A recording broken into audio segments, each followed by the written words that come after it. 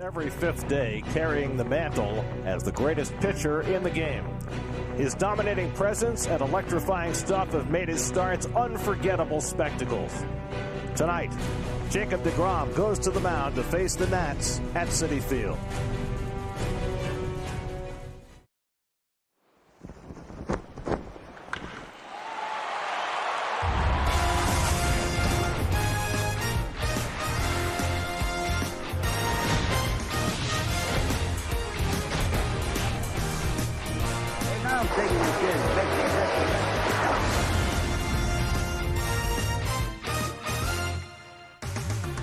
At Citi Field in New York, the New York Mets play the Washington Nationals. New York Mets baseball on SNY is brought to you by Geico. Switch today and see all the ways you could save. By Toyota, dear driver, hurry in and save. Toyota. By Citi, proud partner of the New York Mets. By Nissan, choose Nissan today and get big savings. Shop NissanUSA.com. And by Delta, the official airline of the New York Mets. Signs in Flushing. Signs of spring. Signs of degromination. It is time. The Mets are back home. And a pleasant good evening, everybody, and welcome to Citi Field. Gary Cohen, Keith Hernandez with you tonight as the Mets open a three-game weekend series against the Washington Nationals, the team they were supposed to face when the year began. The Nats had 9 guys on the COVID IL. 8 of those 9 are back after a 1-5 start. They've gone 6-4, although their star Juan Soto is out coming into this series. As for the Mets, they come off a 2-4 road trip that saw them score just 16 runs in 6 games. Well, they scored 8 runs in both cities, and they really had a rough run in Chicago. They played their worst baseball so far this season. They've been struggling offensively, as you can see there, particularly with runners in scoring position. It's kind of bled over from last season, but the big guys right here are really struggling. I think Lindor of the 3 looks the best, but he still looks out of sync left-handed, Gary. Conforto was struggling, and McNeil was very surprising. He looks lost and really mired in kind of a deep slump. Well, the best tonic for the Mets is to send Jacob DeGrom to the mound, coming off consecutive 14 strikeout performances. Well, to have a 14 strikeout performance at Coors Field, at obviously a hitter's ballpark, and just to dominate like he did is just a credit to the kind of pitcher that he is. He just got everything going. He gets better and better, Gary. He is just the best pitcher in the game. But this is a game tonight. When you got an ace and you got a team that's lost 3 in a row, he's got to win this game, be the stop the bleeding. Took the extra day, pitching tonight rather than last night in Chicago. Should be a pleasant night for baseball. The Mets and the Nats for the first time this year. All the action on SNY. Is brought to you by Northwell. When we raise health, we raise everyone. And by the New York Lottery. Enter the New York Lottery's bullpen jackpot promotion at sny.tv/New York Lottery. Fan safety at Citi Field is top priority. Learn about the new protocols and what you need to know before coming back to the ballpark at Mets.com/safe@Citi. Time for a new feature, the Audi Electrifying Play of the Week. Go back to last Sunday in Colorado. 2 out in the 9th. Trevor Story tries to steal second. James McCann guns him down. Ball game over. That was electrifying. Lindor was feeling it. As for electrifying tonight, that man brings his 99-mile-an-hour plus fastball to the mound for his 4th start of the year. DeGrom and the Mets back home. First pitch is coming right up.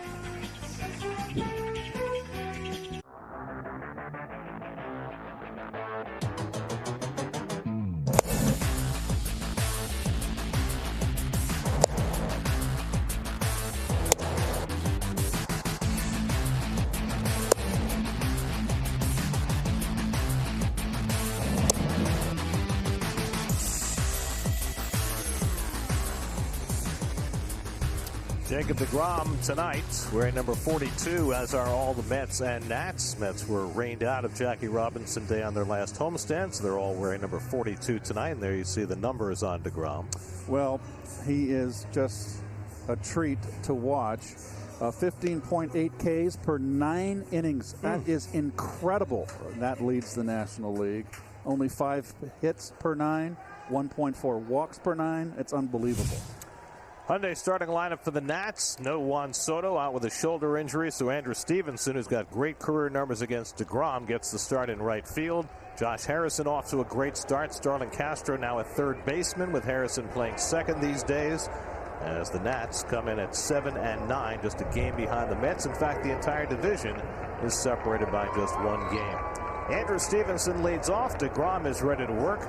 And his first pitch of the night is swung and fouled back at 100 miles an hour, and we're underway. That was a nice blistering fastball up and away. Mets got a little shift going on. Lindor up the middle. See those numbers for Stevenson against DeGrom. 3 for 7 with a couple of home runs. Stevenson out of LSU, making his 8th start of the season. And another fastball at 100 down the middle, and again fouled off, and it's 0-2. Your Metropolitan Lexus defense. J.D. Davis had a tough time in Chicago. He had the night off. Pinch hit last night. He starts back in the lineup at third base. And Nimmo, who has the hip, missed the game. He's back in center field. Oh, boy. 3 fastballs in a row, and Stevenson is caught looking at 101, and that's how DeGrom's night begins. I don't understand how off DeGrom you can look for a breaking ball when he's bringing 100-mile-an-hour cheddar at you. Well, those first 3 pitches, all 100 or better. DeGrom has now thrown 96 pitches this year at 99 or more. No other pitcher in the game this year has thrown more than 26, and he's thrown 96, including the 3 tonight. He's just got such an easy motion, no effort, and out of his hand, electric. Statcast powered by Google Cloud, and Josh Harrison takes a strike. Harrison, second year with the Nats, and off to a great start, hitting .387, OPS over 1,000. And he fouls one back, and it's 0-2. And he's one of those hitters that is always a thorn in the Mets side. He's always had good series against the New York Mets. Harrison has made a change this year. He is splitting his hands on the bat, which you rarely see at this level of baseball. That's a serious alteration. Well, he had injury problems for a couple of years to his hands and to his legs. He's healthy now. Decided that the split of the hands would make him comfortable, and so far so good. He's hitting .387. He's hitting .407 with a home run, 11 for 27 against right-handers. 6 straight strikes for DeGrom. This one's popped up foul, and that'll come back out of play. And DeGrom just throwing an easy 100 early in this game. We've seen him early, Gare, this year, where he's come out just throwing good old country hardball in the first couple innings. Working with the extra day tonight after deciding to push it back. And he throws his first slider down. First pitch out of the strike zone, and it's 1-2. DeGrom, with his last start, gave up just 3 unearned runs in 6 innings. Now has a lifetime ERA of 2.57. And he strikes out Harrison, and DeGrom's got back-to-back strikeouts to start the night. Very tight slider, ahead in the count, starts out in the strike zone, and then breaks down low and away. Can't hit it. It's not a strike, but it's so tight, Gare. It's hard to lay off. So DeGrom's lifetime ERA is 2.57. Tom Seaver's lifetime ERA with the Mets was 2.57. Seaver 2.571, DeGrom 2.572. It's that tight. And a nasty breaking ball to start off Trey Turner, 0-1. It got lost somewhat because Soto had such a great year last year, but Trey Turner was just magnificent in 2020. Hit .335 with 12 home runs. And DeGrom throws him a couple of sliders and gets ahead 0-2. It's always interesting to watch Jacob start a game and see which pitch he has the feel for. And it looks like the slider right now. Turner's able to make contact with the fastball and foul it off. So there it is. I mean, 2.571 to 2.572 with a good night tonight. DeGrom could move past Seaver and into the franchise lead for best career ERA. That's almost unfathomable. Turner breaks his bat as he grounds one to third. J.D. Davis on the move. Perfect throw to get the speedy Turner. And DeGrom has a 1-2-3 opening inning. Mets come to bat in the bottom of the first with no score. Back in there after missing the last two with a sore right hip. Jeff McNeil, great career numbers against Eric Fetty. And no Jacob DeGrom hitting eighth. First time a Met pitcher has hit eighth since 2018. And the last time a Met pitcher did it was DeGrom. Well, there's Eric Fetty, the fourth start of the year. You look at his numbers, only going not even 4 innings in his 3 starts, but his last 2 starts, he's gotten better and better. His last start, he struck out 9 in 5 innings. Here's Nimmo, who went 0 for 5 in the opening game in Chicago. He pinch hit last night and struck out. And the first pitch from Fetty is low and in for ball 1. It's the 4th career start against the Mets for Fetty, his 9th appearance. Last was in 2019. Didn't face the Mets last year. He's been in and out of the rotation now for 4 or 5 years. And he gets it in for a strike, and it's 1-1. Went to UNLV. Well, he's from Vegas, you know, and his catcher in high school for 1 year was Bryce Harper. They were high school teammates. On the ground, Harrison gets over in front of it, and Nimmo is retired for the first out. And the Nats defense, Trey Turner's terrific shortstop. Castro has played shortstop, second base, third base. Well, he's playing third base here. Josh Bell acquired from the Pirates at first base. A little iffy over there defensively in the outfield with Soto out. You got Schwarber, and Stevenson steps up and gets the starting nods until Soto can get back. There's Francisco Lindor hitting .204 as this series begins. And Fetty gets the sinker in for a strike. Lindor is a typical left-hand hitter from his left side. He likes that ball down. And he looks like to me, Gary, he's been struggling with that pitch belt high and up on the outside corner. Been just a little stiff with his swing. He's just not in sync yet. He feeds a changeup outside. It's 2-1. Dom Smith hitting third in the order on deck.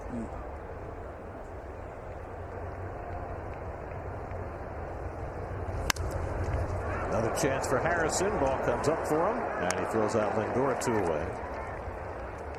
Eric Fetty, 28 years old. First round draft pick by the Nats in 2014. Coming out of UNLV. Yes. This is his 50th career game spread over 5 seasons, his 38th career start. So he's never gotten traction as far as being full-time in the rotation, and he may not stay for long depending on the injury status of John Lester and Steven Strasburg. Lester's still on the COVID injured list, and Strasburg has just begun to throw again with a shoulder issue. Dom Smith takes a strike. Well, you see what Fetty is right now. That's his game. He is a sinker ball pitcher, sinks the changeup as well. Look at the defense on the pull for Dom. And he's gotten that's a terrible word, gotten. He's the first 2 hitters and the left-hand hitters in the lineup. He's got them to roll over. 4-3 on your scorecard. Got him. Got him. Here's the 0-2 coming to Dom. And the changeup misses up and away, 1-2. Well, last year he was a great breaking ball hitter. So far this year, Dom's been murdering fastballs and not hitting anything else. It's kind of crazy in a small sample size. His swing has been a little more uppercut this young season than the last few seasons we've seen Dom, particularly last year. The same goes for McNeil, and it's made them very vulnerable, Gary, up and in. Well, Fetty's been vulnerable to left-hand hitters. They've hit .348 against him so far this year. And Dom takes the breaking ball down, and it's 3-2. The left-hand hitter here, Gary, if you're attacking Fetty, is that his bread and butter is that sinker. And where's he going to throw that sinker and changeup? He's going to throw it away. So you can sit on him on the outside corner. Pete Alonso on deck, and Dom got a piece of that cutter and fouled it back. That's a nice cutter right there from him. He's going to have to establish inside, because you can't live on that outside corner all day long. And I'm sure we're going to get into that bullpen of the Nationals, who have more than a few, have 3 guys on the injured list. Well, the back of their bullpen is great, with Brad Hand closing games.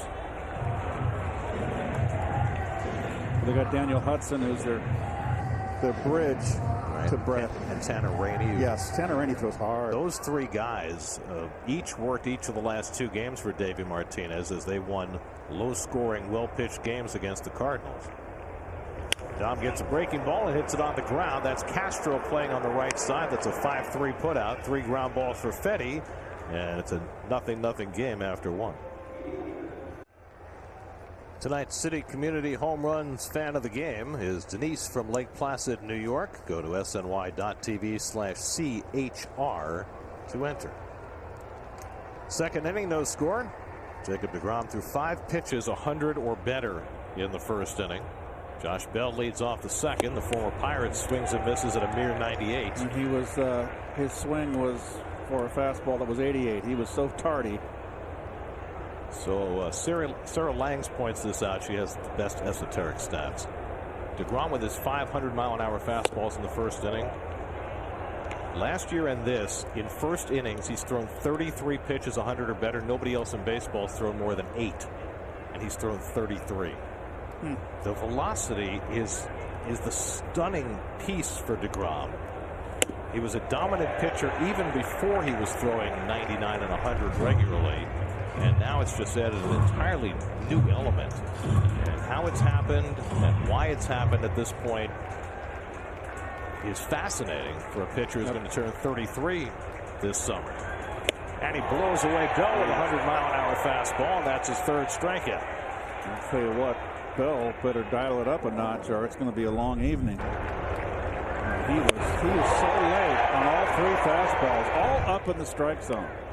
So DeGrom has now struck out 38 batters this year in his first 3+ starts. The Met record for strikeouts in the first 4 starts of a season is 38, and he's already tied it, and it's only 1 out in the second.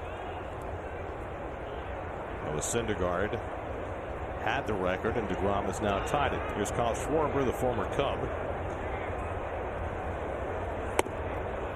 Schwarber had such a miserable year last year in the shortened season that he was non-tendered by the Cubs.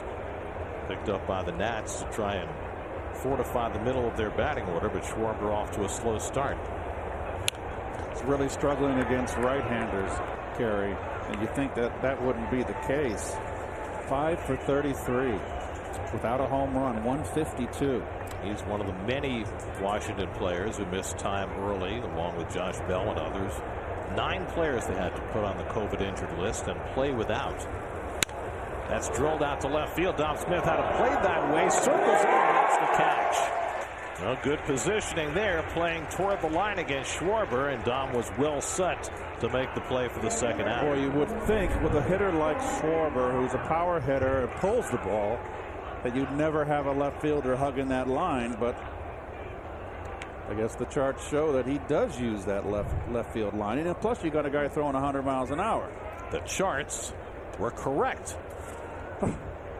Always give credit when there's credit to be given.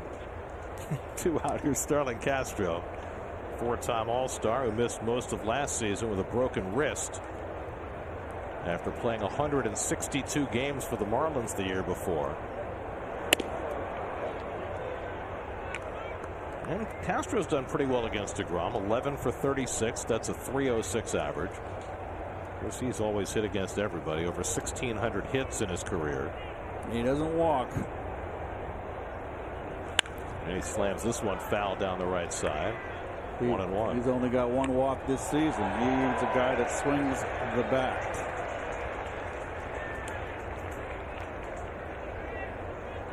It's a lot of hits. 1,649 hits, and he's only 31 years old. Better than halfway to 3,000. That truncated season last year might hurt him. He takes one the other way, and he's got the Nats' first hit of the night. He is just a good hitter. So 1,650 big league hits for Starlin Castro, and little leg kick, not much. That ball's away, belt high. Look at him stay level and go right with it.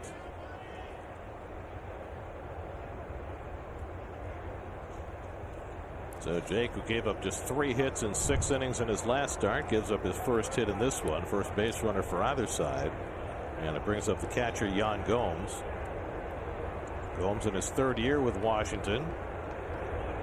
And he's done well against DeGrom in very limited at-bats. 3 hits in 4 at-bats.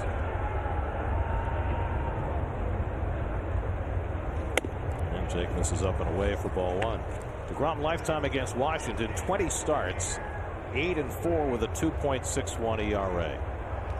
His last start was something that had rarely been seen in recent years in DeGrom starts, with the Mets rallying for him after he threw his last pitch.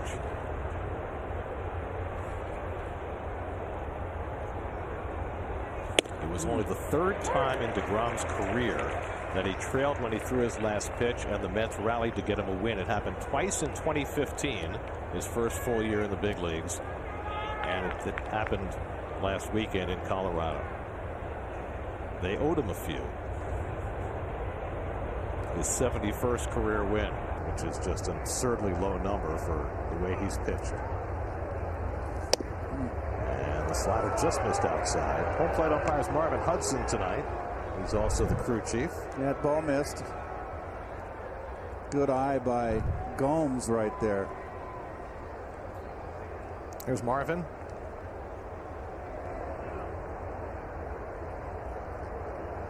Castro at first with 2 out. And Gomes fouls back a slider. And it's 2-2. Gomes, now 33 years old, became the first player ever in the major leagues who was born in Brazil. Victor Robles sitting 8th in the order on deck. Gomes went to the University of Tennessee, drafted by Toronto. He's had himself a good career.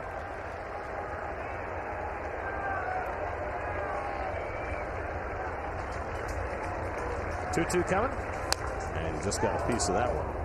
Changeup. 92-mile-an-hour changeup. How about that?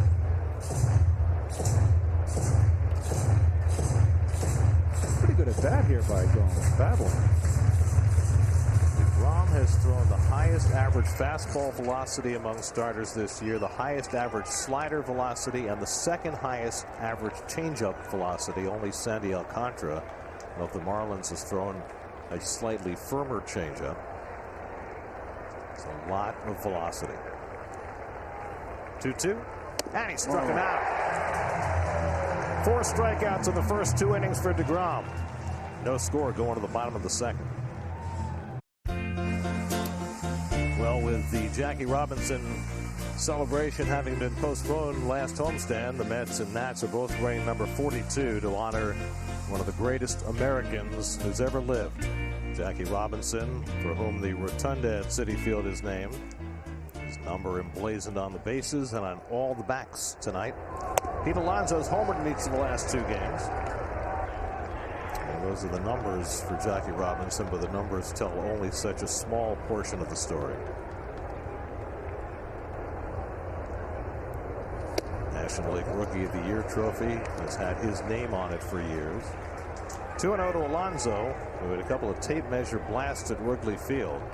And he has enjoyed feasting on the Nats. His career slugging percentage against the Nats is .717. That's good. In fact, the only player in the history of the Nats Expos franchise who had a higher slugging percentage against them was Jim Edmonds at .743.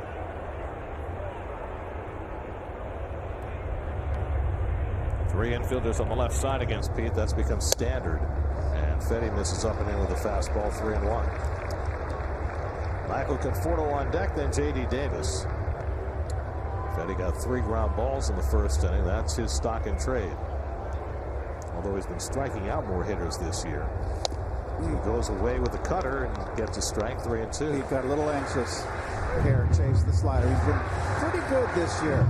And so far in this at bat, he laid off pitches that were close. And he got 3-1, and he chased that slider. And now he draws his walk. And the Mets have their first base runner of the night.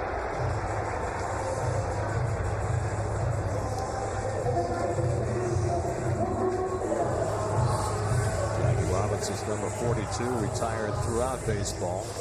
Has been since 1997 on the 50th anniversary of his debut. Martin Luther King said of Jackie that he was a pilgrim walking the lonesome byways toward the high road of freedom. A sit-inner before sit-ins, a freedom rider before freedom rides. Here's Michael Conforto with a runner aboard, and he swings at a sinker and misses. You know, Gary, you mentioned that Jackie was, you used the word great, and you know, in an age where, or an era where so many superlatives are used so much where they just lose their meaning, Jackie Robinson really was a great human being. Line the other way, and that's going to fall in for a base hit. Alonso to second. He's going to turn and try for third. Running throw by Schwarber on a hop, not in time. Aggressive base running by Alonso to go first to third on a soft single by Conforto, and the Mets are in business in the second. Well, Conforto, a ball away, a little cutter over the middle, gets jammed, but it stays level, which is something that he hasn't been doing on a ball. It was a belt-high pitch and muscles it out. Nice play by Schwarber there. And Pete, this is all Pete. Look at him, not looking at his third base coach. Plays in front of him. Well done. Well, I'm sure the scouting report said run on Schwarber, and even though Schwarber made a good one-hop throw, Pete was able to beat it. So the Mets have their first scoring chance of the night, and J.D. Davis has been their hottest hitter. J.D. has come out firing since coming back from the injured list. He went 5 for 8 with 3 extra base hits in Chicago. And he takes a sinker inside for ball 1. J.D. now 8 for 18 on the year. Look at the LPS over 1,200. It's glad to see J.D. after the 3 errors come off the bench when he was sat down and get that big double, RBI double off the center field wall. Tied up the game last night. Fetty throws a fastball by him, and it's 1-1. Well, the Mets have struggled to turn base runners into runs. It was a story last year. It's a story again this year. And in just 186 with runners in scoring position after going 3 for 20 in the series in Chicago. I will say the double play that Dom hit into, he hit a bullet just right at him. Very unlucky. Top of the 10th last night. Another sinker misses to J.D., and it's 2-1. Well, the Nats are going to concede a run to try and get a double play. Harrison and Turner playing back up the middle. Oh, certainly this early in the ball game, even though you have Captain America down there on the mound for the Mets. Captain America. You can Jake stealing David Wright's nickname. Captain America, by the way, is hitting 8th tonight. He's all ready to go. 2-2 now to Davis. Well, this is since the start of last year. The Mets have the best batting average in baseball since the beginning of last year overall, and with the bases empty. But as the situation gets more productive, the Mets get less productive. Well, the Mets are 5th in batting average in the National League at 239. But they're averaging just 3.2 runs per game. Yes, they are.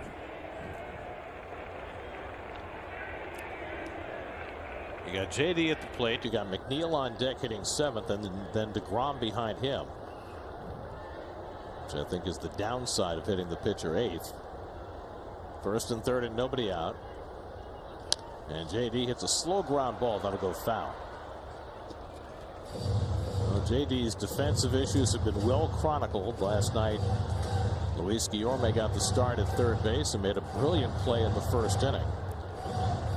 Luis Rojas remains confident that J.D. can improve at third base and at least be adequate so that he can keep his bat in the lineup. He's an important right-handed bat. The Mets have a very balanced lineup with him in it and being productive. Remember, it's part of the manager's job is to always speak about the player's psyche. And a high cutter misses, and it's 3-2. Remember the movie Bang the Drum Slowly? Yes. I think, was it Vincent Gardenia who played the manager? Yes, he did. And yes. he was always saying, I have to decide, am I going to play my offensive catcher or my defensive catcher? It's the same thing, right? I mean, managers have been going through this forever. Absolutely. Do you play the bat? Do you play the glove? Do you run Conforto? No. And a foul tip for strike 3. Threw him a cutter on 3 and 2. And Fetty picks up his first strikeout of the night. Just a flat under it right there. That wasn't that great a pitch. I'm sure that JD said, how did I miss that? 1 out, and now McNeil will try and get the run in. 4th time this year. McNeil's hit 7th. They asked Luis Rojas about hitting DeGrom 8th tonight. He said, well, this way if I hit Nito 9th, Nito has Nimmo to protect him, and he needs that. And McNeil doesn't care who's behind him. Although McNeil's been struggling right now. Yes, he has. Went just 3 for 20 on the road trip, and he takes a changeup off the plate for ball 1. Yeah, they struck out with the runner on third base last night. Yep, and just did not have a good cut with 2 strikes, Gary. Well, the pitch was over his head. Well, it wasn't over his head, was it? I thought it was a little above, around the shoulder level of neck. It was hard to hit. Infield stays back looking for 2. And a goose throw to first base by Fetty. To watch out with Josh Bell at first base. He's a bit of a liability for the Nats. They're working to try and get him to be adequate at first base. Notice that Jeff has really been uppercutting. And that one misses up and away, 2-0. So I wonder for a pitcher in this spot, does it change the way you approach this hitter because you have the pitcher hitting 8th on deck? Not in this situation, Gary, because you don't want to be too careful and all of a sudden load the bases. And you got a pitcher hitting next that can swing the bat. Getting over 500. Got that right. Jeff pops one foul. Gomes will come back for a look, but that's out of play. 2-1. Pretty fair here in Citi Field, don't you think, Gary? Foul territory around the infield. Right behind the plate, there's not much room at all, but up the lines, there's a fair bit until you get to those jutting walls. It's fair by the dugouts. It's not Oakland, but it's not San Francisco. Yeah. Candlestick, jeez. In some of the newer parks, there's virtually no room along the lines. McNeil pulls one on the ground, could be 2. Harrison to Turner and back to first in time for the double play, and the Mets do not score. 4-6-3 double play, and the Mets waste another opportunity. Jacob DeGrom matching zeros with Eric Fetty, who got out of a huge jam a moment ago. Well, ball hit fairly hard. And throwing of the helmet, Jeff is going to have to learn to handle the tough times a little better. He is no longer a rookie. He is a guy that's had success. A lot of players looking to him as a veteran. Got to handle it a little better. I will say this, Keith. I think he's been reacting less this year. Yes, he has. Than in the past, but clearly that one frustrated him. So DeGrom back to the mound with no score. Victor Robles leads off, hitting 8th in the order. He's been a much more patient hitter this year. Guy who in the past was just a free swinger. He drew 9 walks all of last year. He's already drawn 8 walks this year. What was it, 2 years ago he hit the 2 home runs to open the season off of Syndergaard, Gary, remember?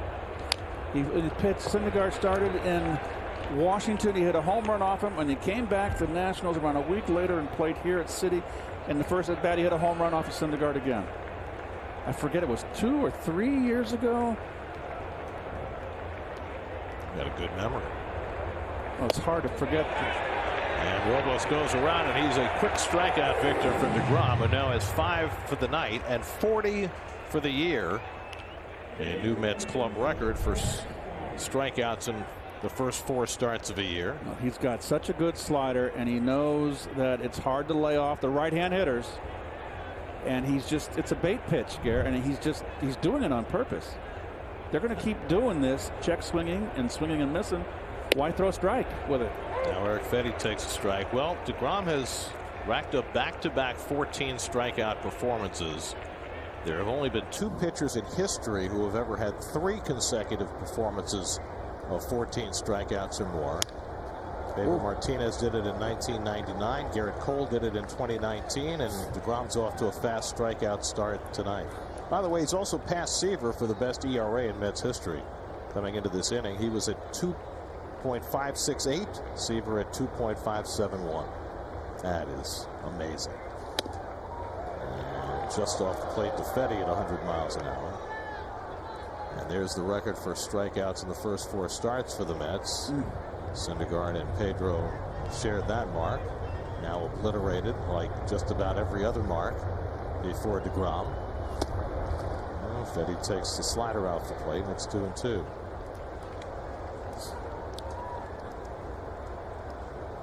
Eric Fetty, 3 for 38 in his big league career.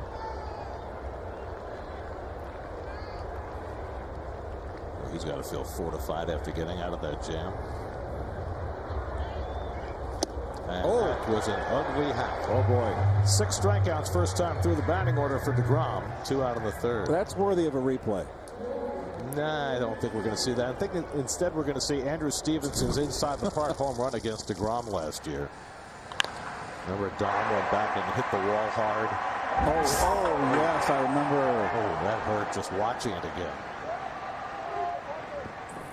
And Stevenson was able to circle the bases, one of his 2 career home runs against DeGrom. That was a pancake.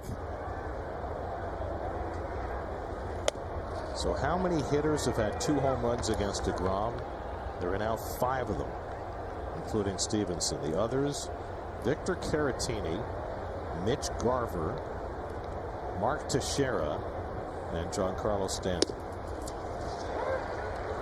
Had 2 home runs in a game against DeGrom. Stevenson took a call 3rd strike his first time up tonight. And goes after the changeup and misses. 1-2. Excuse me, folks. That was also, Gary, the game that really kind of knocked DeGrom out of the Cy Young running. Yeah, he was right there until that start in mid-September.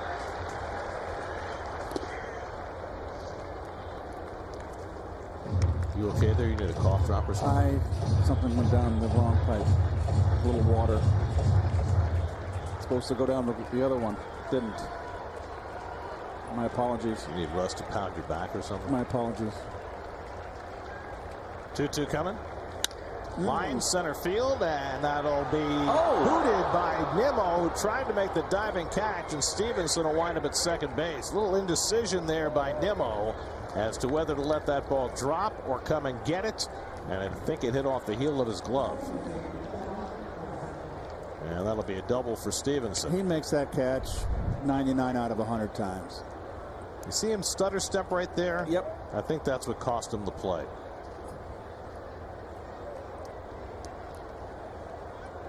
I think he may have gone on his heels and the ball started the bouncing ball. Well, you got to stay on your toes so the ball doesn't bounce, right? What was that, Mitch Miller, the bouncing ball? Mitch Miller followed the bouncing ball. Just alienated all our viewers under 70. Second hit against DeGrom. First time the Nats have had a runner in scoring position, and Josh Harrison grounds one right at Lindor, and Francisco takes care of that to retire the side. 6 strikeouts in the first 3 for DeGrom. No score at Citi Field. 2. Home 3rd inning. Jacob DeGrom hitting 8th in the order, leads off against Eric Fetty and fouls off the first sinker. DeGrom has a 4-game hitting streak dating back to last year. The last 5-game hitting streak for a Mets pitcher came 21 years ago when Mike Hampton put together a 5-game hitting streak in the 2000 season. Hampton could hit. He was an athlete. He could field his position. The only thing he didn't do for the Mets was hit a home run, and then he went to Colorado, and I think he hit 7 in 1 year. DeGrom is 4 for 7 to start the year. First time a Met pitcher has hit 8th since 2018, and DeGrom was the last to do it. Tomas Nido hitting 9th. DeGrom has his career average up to 196. You get to 200 as a pitcher, you're doing well. The curveball in for a call, strike 3, and DeGrom didn't think so. Well, DeGrom is saying, okay, give me those 2 now. That one, yeah. Let me have them. Keep calling it. Download the MLB app to get in-game video highlights, live pitch-by-pitch, breaking news, player updates, stat leaderboards, and more for your Mets. said DeGrom's hitting streak went back to last year. Of course, it went back to 2 years ago since pitchers didn't hit last year.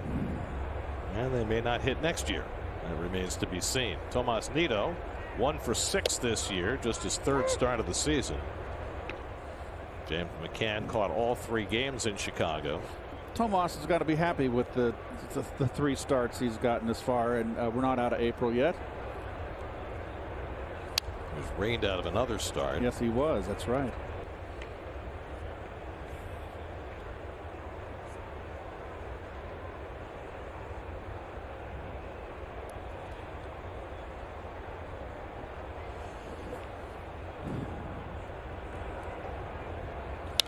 And Nido pops one up. Harrison retreating. Coming on is Robles, and Robles takes charge and almost gets run into by Stevenson.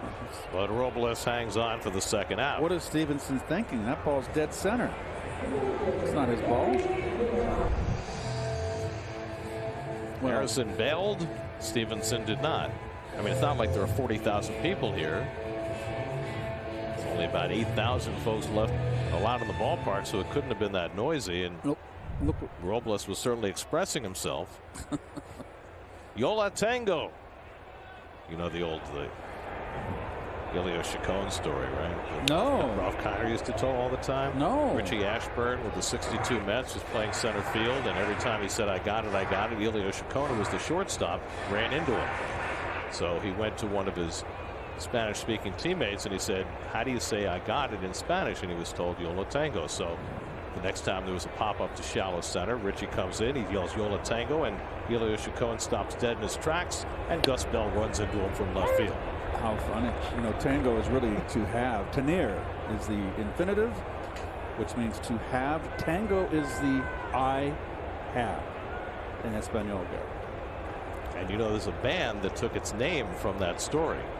A New York band called Yola Tango. Big Met fans. 12 straight strikes for Eric Fetty. He's living right in the 2nd inning. Gave up a walk and a hit. That's at 1st and 3rd and nobody out, but struck out J.D. Davis. Got Jeff McNeil to ground into a double play to keep this game scoreless. Nimmo now hitless in his last 7 at-bats after a brilliant start.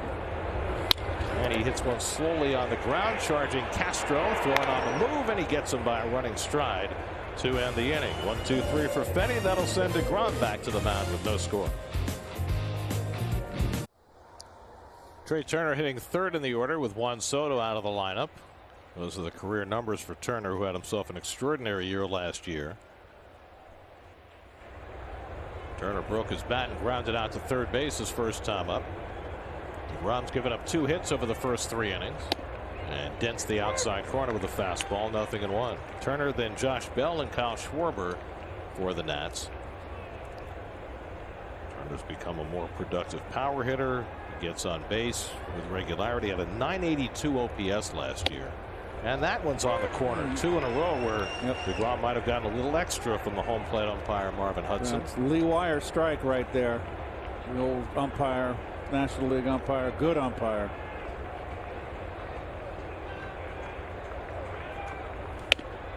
Tries to get a little bit more outside, but Marvin was not biting at that one. You got an umpire start calling those widening that strike zone off a guy like DeGrom. That makes it doubly tough. And the slider strikes him out.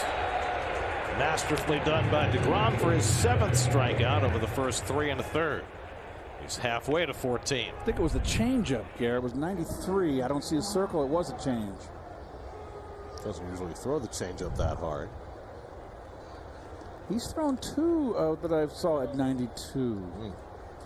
That had no circle on the backside of the ball, which would have indicated a slider. I think it was a cambio. There's Josh Bell, who struck out his first time up. On that slider in on him, 0-1. Bell had a great year in 2019. He was an all-star with 37 home runs and a .936 OPS, but really fell off last year in the shortened season. He lifts this one out to center, and Nimmo barely has to move for it. And there are 2 out. Well, last start for the second straight start, DeGrom struck out 14 and got 7 on the fastball, 6 on the slider, 1 on the changeup. He still has not thrown his curveball this year. I think that's his least effective pitch. It's just one he sprinkles in once in a while. Ronnie used to do that. You know, John Harper had a great story on SNY.TV today. He talked to Al Leiter and some scouts about DeGrom and how well he's going to age. And Al made the point that at some point in his career, when he's not throwing 99 anymore, that Jake will start throwing his curveball more, and that it'll be a really effective pitch for him. I agree. The great ones, because of their intellect, know how to adjust as their skills diminish. Schwarber fouls back a fastball, and it's 0-2. Guys, that exact thing that Al Leiter said is what Jeremy Hefner said to me as well about DeGrom's curveball, that's going to be a really effective pitch for him as he ages. And again, I think I said this on the first broadcast of the year, but that curveball, according to Hefner, is an elite curveball in the league. It's just his other pitches are so otherworldly, he doesn't need it at this point. And I think that's true. I've always liked his curveball, but, you know, when you have 3 other pitches the way Jake does, who needs it? Schwarber flying out to left his first time, and Dom again is playing him toward the line. And he tries to hold the swing. He stopped it in time. I agree. David Rackley, the third base umpire, with the call. Good pitch. 0-2. He held. I've seen less than that called. 1-2 coming. And he buries one at his feet. 2-2.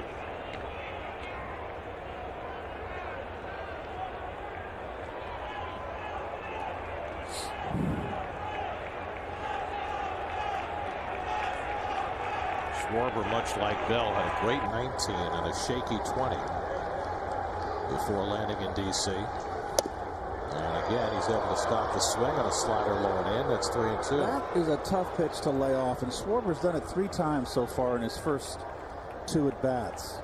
And you think a guy like Schwarber, who's a power hitter, would fish after those hard-breaking balls down in and out of the strike zone. So he's had a pretty good eye. And he goes down on the changeup. And that's how DeGrom gets his 8th strikeout. 8 Ks in 4 innings for the DeGrominator. No score as we go to the bottom of the 4th. Well, he's been completely dominant again tonight. No walks and 8 strikeouts. That makes 3 walks and 43 strikeouts to start the season. Now the Mets will set about trying to get him a run. Second time through the batting order against Eric Fetty, who's now thrown 14 consecutive strikes. Francisco Lindor grounded out to second base his first time up. And Fetty finally misses with 1. A ball and a strike. Dom Smith on deck, and then Pete Alonso against the ground ball specialist Fetty, who's already gotten 6 outs in the first 3 innings on the ground. Doing a little differently than DeGrom. He throws the cutter by Lindor, and it's 1-2. See that ball above the belt, out over the plate, outer half of the plate, been giving Lindor trouble.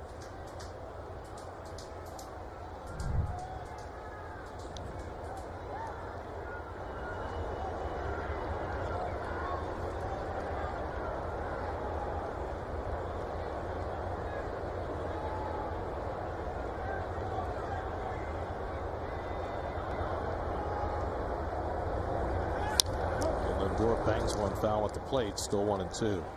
You know, the draft is a crazy thing, and you just never know how things are going to happen over the years. Eric Fetty, pitching tonight for Washington, was the Nats' first-round pick in 2014, the 18th pick in that draft. In the Nats lineup tonight, they have 3 first-round picks from that draft. Kyle Schwarber was the number 4 overall pick. And Trey Turner was also taken in that first round. Schwarber by the Cubs and Turner by San Diego. And, you know, the funny thing is, you look at that 2014 draft, the top 2 players in that draft have not played in the big leagues. Lindor hits a chopper behind the bag at second to Turner, and he throws him out 1 away. The number 1 pick in that draft was Brady Aiken by the Astros. The number 2 pick was Tyler Kolek by Miami. Neither one has played in the big leagues. The 3rd pick in that draft was Carlos Rodon. and then Schwarber fourth. The fifth pick in that draft had not played in the big leagues until he was called up today. Nick Gordon, the shortstop taken by Minnesota, just called up by the Twins today, 7 years after that draft. So it just goes to show the vagaries of trying to predict, especially high school talent, when you get to draft day. Dom Smith hits one right into the shift. Castro bobbles it, but still has plenty of time to throw him out, 2 away. Watch SNY Mets games on any device. Just visit SNY.TV or download the NBC Sports app today for live streaming coverage of every SNY Mets game. Well, Lindor and Dom Smith have done the first 2 at-bats. Lindor 4-3. Smith 5-3 on the right side of the infield. They're rolling over on the sinker changeup of Fetty. Now Alonso drew a leadoff walk in the second inning. He takes a cutter up high for ball 1. Pete is, I think, one of the most dangerous hitters that has come down the pike, Gary, from my day of playing. And he has to get a pitcher's attention. And he takes a rip, and you cannot make a mistake. His 2 home runs on the road that he hit were hanging sliders. You cannot make a mistake to Pete. And Pete's been staying very disciplined. He does chase on occasion, but he's very focused. And boy, oh boy, he takes a cut. He is a quintessential cleanup hitter. And when he hits it harder than anybody. His average exit velocity this year is 2.5 miles per hour harder than anybody else in the game. He's at 100.3. Aaron Judge is second at 97.8. That's a big difference.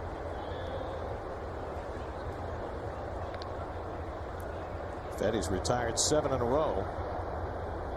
And Alonso pokes one out to right center. On comes Robles, and he gets there to make the catch. That's 8 in a row for Fetty, and we stay scoreless through 4 at Citi Field. DeGrom, 8 strikeouts, including this changeup to get Kyle Schwarber. Watch the movement, folks. The sinking action. You're not going to be able to really tell, but we'll see how you can see what the elevation, how it started at the belt and wound up at the knees. That's a good look. And look at the catcher's glove, knee high. Oh, that was just a wicked pitch. I think I'd have to make a U-turn and grab some pine after that one. Starlin Castro has one of the 2 hits against DeGrom, and he can't hold the swing on the slider. Castro singled into right field. Andrew Stevenson doubled off the glove of Brandon Nimmo. This has been the only 2 base runners against DeGrom tonight. No walks, 8 strikeouts.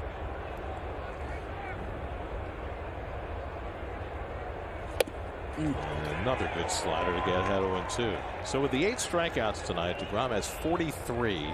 This is his 4th start. The record for the most strikeouts through 4 starts to start a season, the major league record, is 48. He's 5 away from that. And he strikes out Castro on 3 breaking balls. 9 strikeouts for DeGrom, and he just keeps on rolling. Boy, he made Castro look sick. It's a baseball term. You come in and you go, boy, he made me look sick.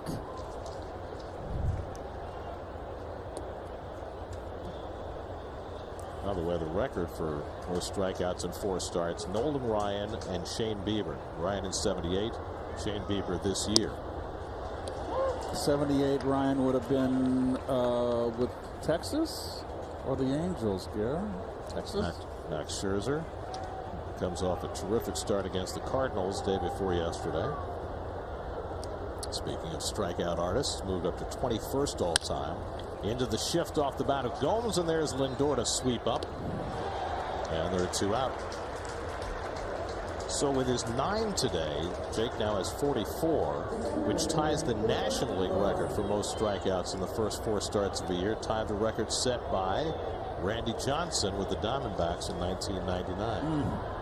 Ryan was still with the Angels in 78, by the way. Okay, thank you.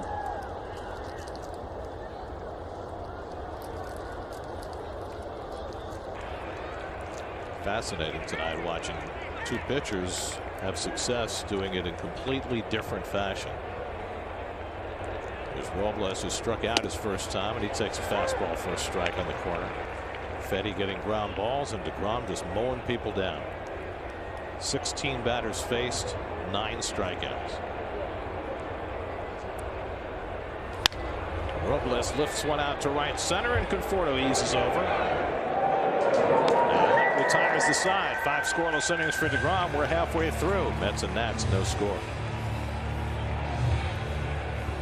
Presented by Spectrum Mobile. Express your opinion at sny.tv/vote-game. Should the Mets prioritize offense or defense with their everyday third baseman? There's a pretty clear choice right now. I kind of agree with that. You can play it both ways. Well, we're going to watch as the vote tallies come in.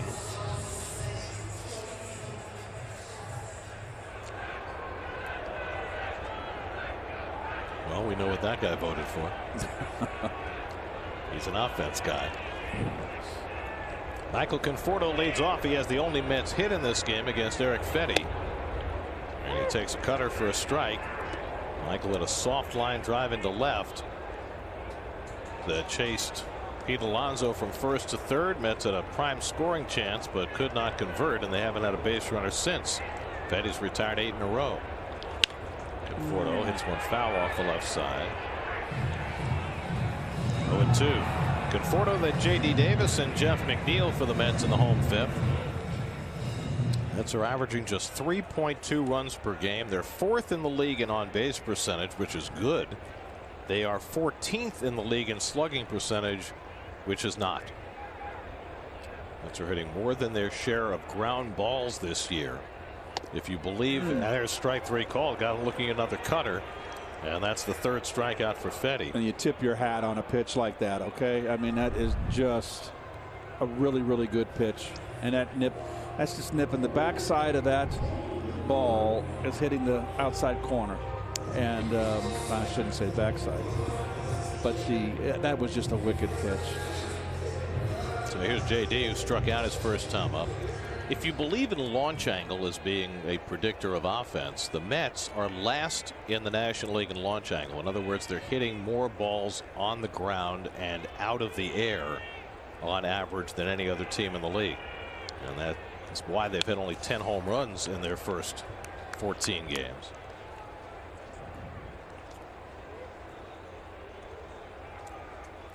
Well, J.D. Davis 2 years ago set a Mets club record with the highest OPS at home in club history.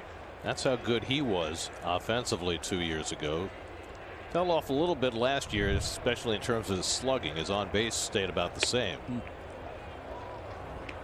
But he is off to a fast start after missing a week and a half on the injured list with a bruised hand.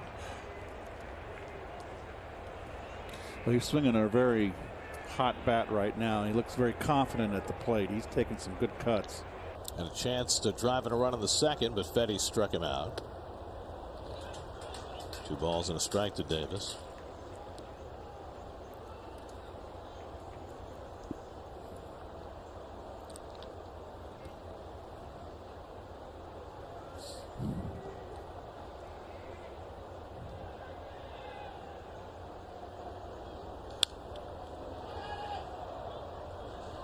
Two and two to Davis. So these are one of those games, Gary, when you got a pitcher's duel going on, and it's like, okay, which pitcher is going to blink first?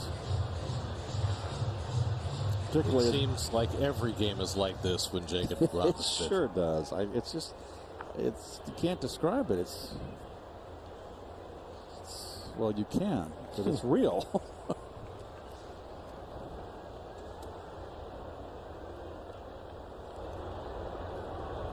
Oh, and that goes behind J.D. and clips him on the way by, and he goes to first base. So after Fedde had retired 9 in a row, that one got away from him, and the Mets have a 1-out base run. He wanted to go inside. He pitched J.D. away the entire at bat. He wanted to come in. He's got him on the back of the leg. So now Jeff McNeil, who fired his helmet in anger after grounding it into a double play to end the second.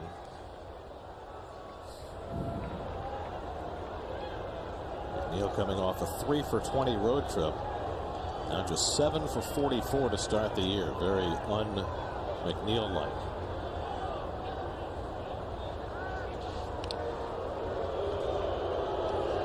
Do we even have to bother with the Spectrum high-speed pitch tonight? I mean, when DeGrom pitches, it's a walkover.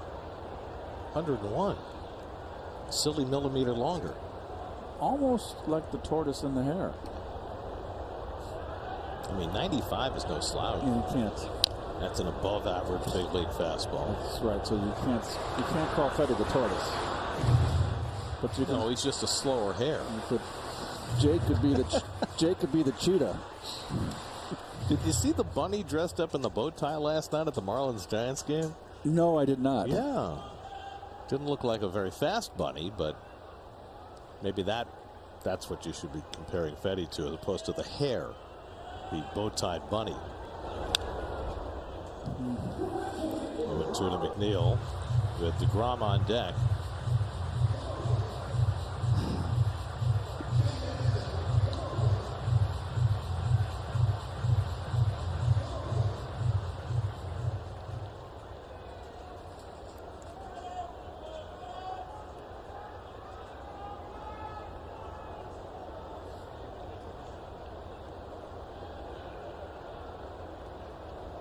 JD with the oven mitt on his right hand.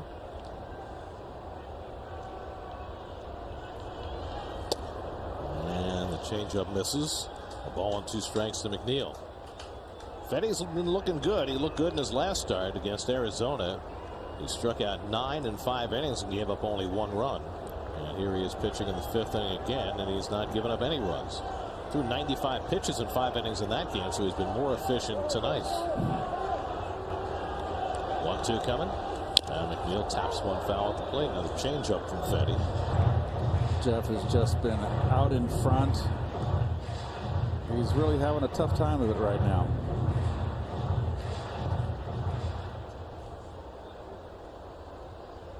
You know, when he's at his best, he has that kind of Ichiro lean toward first base on his swing. But it just seems like he's way out in front now.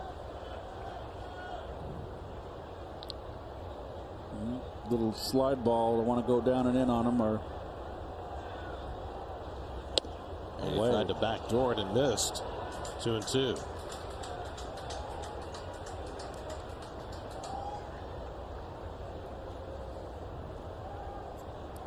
Eric Fetty making his 4th start of the year. He made 8 starts last year for the Nats, filling a spot in the rotation with Strasburg and Lester out. That's pulled, foul. John Lester's yet to pitch for the Nats after going on the COVID list along with 8 other Washington players right at the beginning of their season. And Strasburg out with a shoulder injury. Patrick Corbin had been struggling until his last start. We'll see Corbin on Sunday. And Scherzer's been Scherzer. He's pitched great. 7th pitch of the at-bat coming. And that's sliced foul. Joe Ross is the other Washington starter, and he's been up and down. We'll see him tomorrow against Marcus Stroman. Ross got off to a hot start, and then he's been kind of struggling his last couple starts. I believe he gave up 4 home runs in 1 game. I mean, starting pitching has been the bread and butter for Washington. That's how they won a World Series in 2019. It was with the big time starting pitching. And McNeil lays off the changeup, stopped it in time, and it's 3-2. So McNeil fighting his way back into this at bat after falling behind 0-2. Here you see the City probables. Both tomorrow and Sunday's games are on picks. 4:05 start tomorrow, 1:10 start on Sunday. Marcus Stroman going for his 4th win. He has been just magnificent. That game Sunday against Colorado was one of the most entertaining games we've seen in a long time. Stroman pitching against the Rockies, winning 2-1 at Coors Field. You don't get too many of those. This will be the 9th pitch of the at bat coming from Fetty to McNeil. 3-2 change.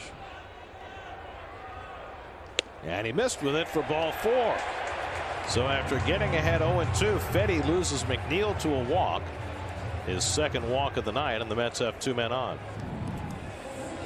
Now time for a word The Home from Home Depot Depot. rental has everything you need to go the distance, including tools, trucks, and equipment, some with job site delivery. So Fetty's put himself in a bit of a spot here. Scoreless game in the 5th. They hit batsman on a walk and put 2 men on. Jacob DeGrom, the batter. Can't imagine they'll ask him to bunt, but the Nats have Castro in on the grass at 3rd just in case. Bell playing back at 1st. He'll be swinging the bat. I think so. And he fouls one off his back. Nothing in 1. Jacob took a call, 3rd strike his first time up.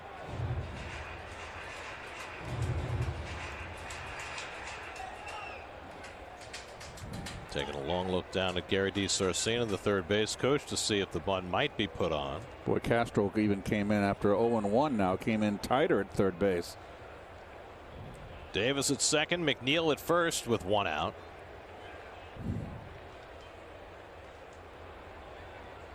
And Jake slashes one to left field for a base hit, and that'll bring in the game's first run.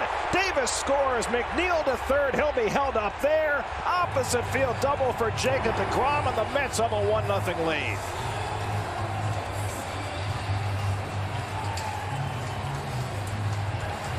You put him in the 8-hole like a hitter. He delivers like a hitter and gets himself a run. Look at this. Cut and slash. Belt high, level. He had pulled off the first at bat and his first swing and this second at bat, and then he went down the left field line.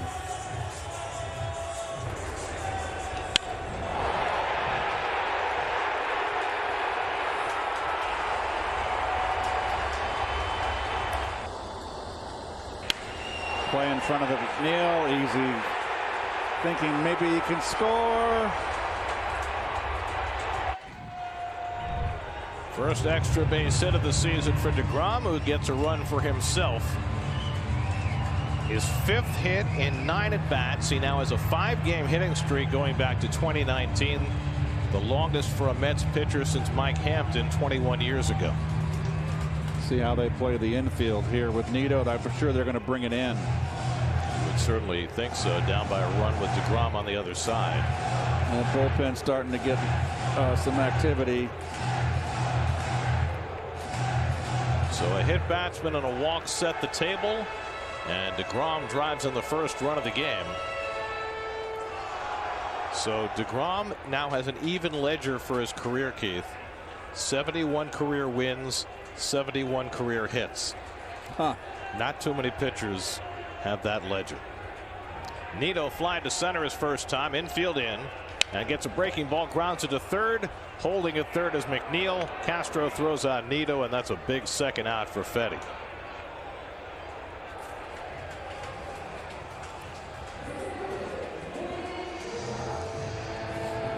Doug Williams and Andy Martino take a look at J.D. Davis's defensive issues at third and debate whether Luis Guillorme should get more playing time on the latest episode of the Shea Anything podcast presented by Verizon. Subscribe wherever you listen to your podcasts. I take it you didn't contribute to this week's. I was shunned. Your picture is still featured prominently. They're playing off your fame. Hurt my feelings.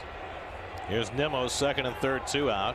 And Brandon takes a changeup off the plate for ball 1. So Fetty leaning more and more on his changeup. Second and now third time through the order. Well, maybe the left-hand hitters in this lineup will take a cue from Jake. Hit that sinker the other way. This is a big 2-out at bat right here, Gary. You got 2 men in scoring position. This is a base hit. Here's a backbreaker. Nimmo's been up twice, grounded out both times. Now hitless in his last 8 at bats. McNeil at third, DeGrom at second with 2 down. And Brandon pulls one toward the hole. Pass ball into right field, a base hit. McNeil is in, DeGrom right behind him. Brandon Nimmo delivers a 2-out, 2-run single, and it's 3-0 New York.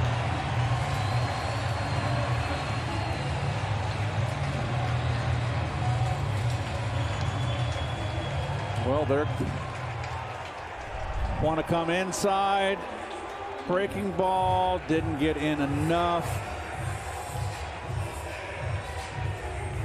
That is a big hit. Maybe DeGrom will have ignited this lineup with men in scoring position if DeGrom runs well. He's a baseball player. Hits, runs the bases. So Nimmo snaps that 0 for 8, drives in his 5th and 6th runs of the year, and gives DeGrom a little breathing room. Well done, Brandon. Still nobody throwing in the Nats bullpen. Surprised. They were moving around, but nobody's gotten up. 78 pitches for Fedde, who threw 95 in his last start. Nimmo at first has 2 steals this year. And Lindor hits a shot toward the middle. That's a base hit. Nimmo around second. He'll go on to third. And so the inning continues with Lindor banging one up the middle. 3rd hit of the inning for New York. And a chance for Dominic Smith with runners at the corners.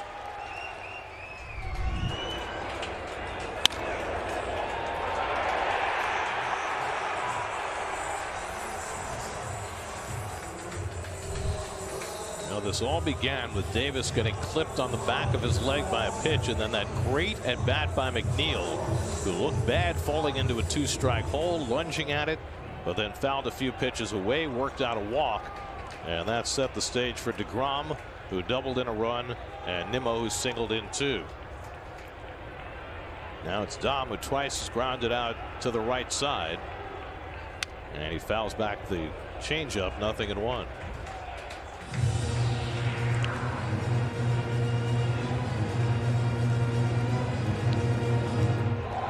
Is just 1 for 15 with runners in scoring position this year, kind of typifying the problems the Mets have had.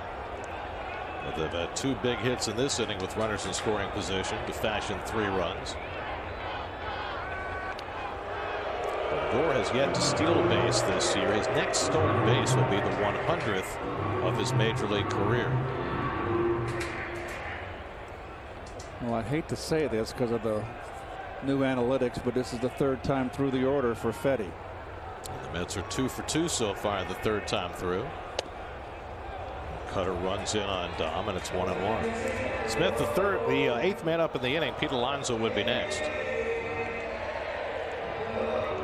And now they're getting action going in that Washington bullpen, with Fedde unable to seal the deal here in the 5th.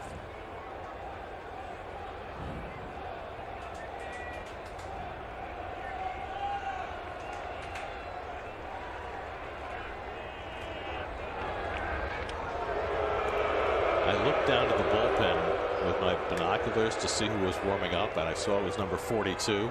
And I thought to myself, nope, I don't know who that is. So don't waste your time, Gary. I forgot that everybody was wearing 42. I think that might be your buddy Kyle McGowan, but I'm not sure. The old Sag Harborite. Yeah. Is that him? Oh, it's Finnegan. It's Finnegan. I'm glad we got some clarification. The Irishman. Kyle Finnegan. 1-1 to Smith, and Dom rolls over, 1 down to first, right at the bag, a fair ball to Bell. That ends the inning, but the Mets score 3. DeGrom put him in front. Nimmo with a big hit. 3-0 Mets after 5. Fan choice, we asked you the Mets prioritize offense or defense with their everyday third baseman, and by a slim margin, y'all are saying defense. Interesting. Jacob DeGrom now with the lead for the first time. Jordy Mercer, the veteran infielder, will pinch hit for Eric Fedde leading off. Mercer, the longtime Pirate, short-time Yankee, off to a good start this year with the Nationals.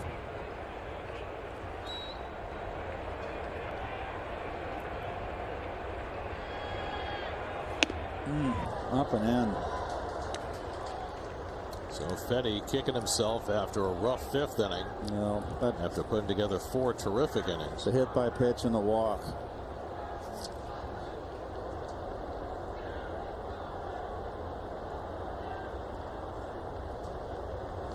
See how DeGrom fares after an inning where he ran the bases. Well, this is an inning always when your team scores a runs for you. You run up a goose egg the next inning, the next half. DeGrom driving in the first run, what Ronnie likes to call the Little League game. And the slider fouled off the right side out of play, and it's 2-2. Jake has struck out 9. He's walked none. He's retired the last 7 hitters since Andrew Stevenson's double off Nimmo's glove in the 3rd. Mercer pinch hitting, then Andrew Stevenson and Josh Harrison for the Nats in the 6th. And Mercer goes down on strikes. Another double-digit strikeout performance for DeGrom, the 49th of his major league career. His fastball, mid-thigh, outer half, overpowered. So 10 strikeouts the first 2 trips through the batting order, and now he begins his 3rd tour with Stevenson, who doubled against him in the 3rd and is now 4 for 9 against Jake with 2 home runs.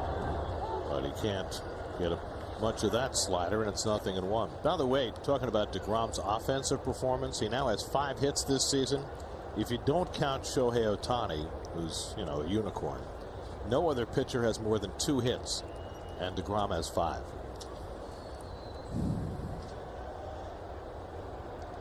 Jake's turning into a bit of a unicorn in his own right.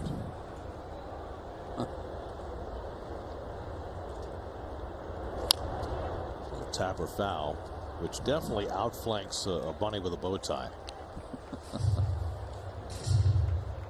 He is simply amazing. Luis Rojas said this week, he said nobody knows his body and his recovery and what he needs to do to prepare better than Jake, who asked for an extra day after that overwhelming performance in Colorado. Ronnie opined last night that pitching at altitude can take a little extra out of you. And it has turned out so far tonight that Jake was exactly right. He got himself exactly where he needed to be with that extra day to pitch the way he has in this game. Rare time that you ever see Jake back off the rubber.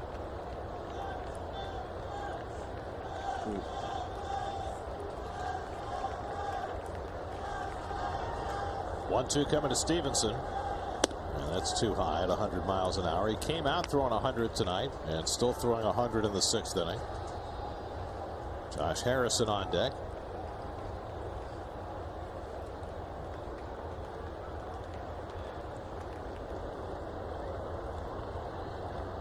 And Stevenson down swinging at 100-mile-an-hour gas.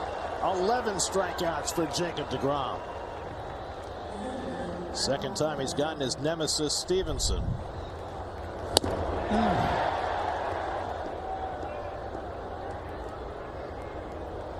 Tardy.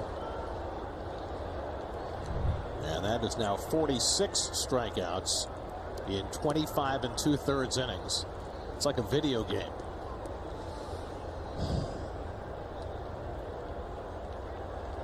Now Harrison, who has struck out and grounded out.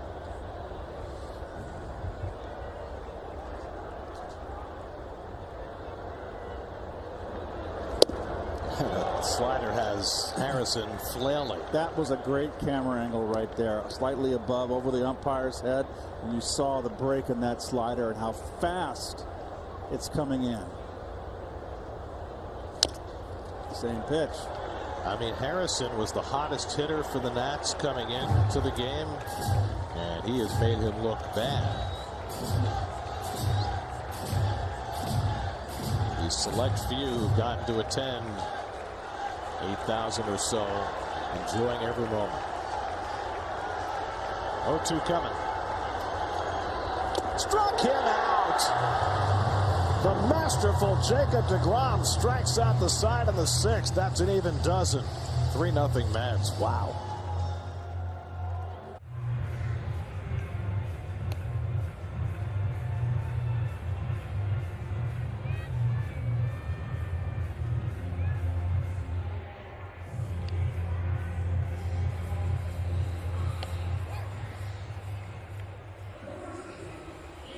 Thanks, Janae. Jacob DeGrom, 6 innings, 12 strikeouts, only 75 pitches to get to 12 Ks. It's just amazing what he is accomplishing right now. Well, we're going to give you, here they go. The beat goes on. Fastball in. Goodbye. Slider. Fastball upstairs. Slider. Slider down and away. Another slider. Changeup. Changeup. So you saw a little bit of everything. A kaleidoscope of pitches. 47 strikeouts, 3 walks in his first 4 starts, and he's got more in the tank tonight. Pete Alonso leads off in the 6th. Kyle Finnegan in to pitch for Washington. And throws a fastball for a strike to Alonso.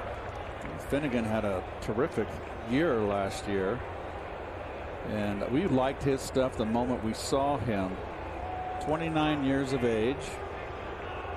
It took him a long time to get to the big leagues, but he was very effective last season. A long time in the Oakland organization. This is his 8th appearance of the season. Pete walked in the 2nd, fly down in the 4th.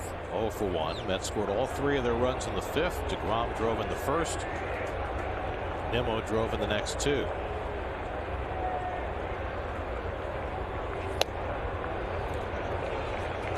To Alonso with Conforto and Davis to follow. Finnegan last year in 25 relief outings had 21 of those outings scoreless. So that's a heck of a year. See the full shift against Alonso, which has become standard, and he goes down swinging on a high fastball. Check it, it's the 2nd strike. 2-2. Pete's hard on himself. He just gets mad at himself. You can just see him. What am I doing swinging at that pitch? Well, as you noted earlier, he is chasing less this year, particularly chasing less against the bad breaking balls. But the high fastballs are still tempting. And the breaking ball popped up. Castro with plenty of room to get under it. 1 out. Michael Conforto coming up. Let's check in with Steve. Well, guys, as you watch Pete Alonso trot back to the dugout, take a look at his cleats there. Special Jackie Robinson tribute cleats that a number of players are wearing today from Nike. On the ankle straps, they have 2 of Jackie Robinson's most famous quotes. One, there's not an American in this country free until every one of us is free. And the other, a life is not important except in the impact it has on other lives. Words resonating as much today as ever. Here's Michael Conforto, who's 1 for 2. Had an opposite field single in the 2nd. Again, if you're wondering why the Mets are wearing the 42s on April the 23rd, it's because they got rained out the day they were scheduled to play on Jackie Robinson Day.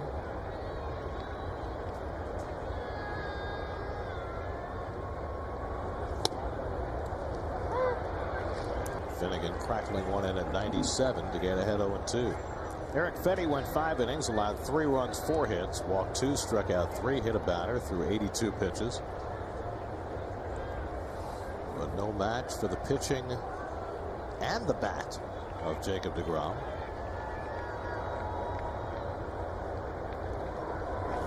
I mean, we called it a Little League game. That's Ronnie's phrase. I mean, DeGrom has given up 1 earned run this year. He's driven in 2 and he scored 2. I mean, that's like Little League. Just doing it all himself. To me, Little League is when you strike out 14 2 times in a row. That's Little League. Yeah, 12 more tonight. You can go 0 for 8 in those games. That's it's Little League. That's grounded on the left side. A tough play. Turner will not even get rid of it. An infield hit for Conforto. You know, play the full shift. Conforto squibs one to the left side and winds up with his 2nd hit of the night. Well, he's got a bloop and a bleeder, and he'll take him. It's been a struggle for Mike. And there's your shift that works. That Michael says, thank you very much. The shift giveth and the shift taketh away. Taketh away a lot more than a give. You've got it right on the label there.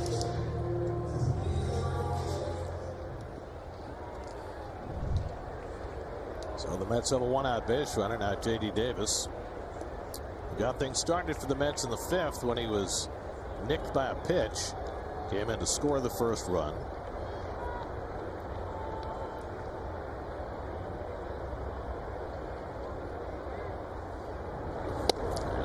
dots the outside corner, 0-1.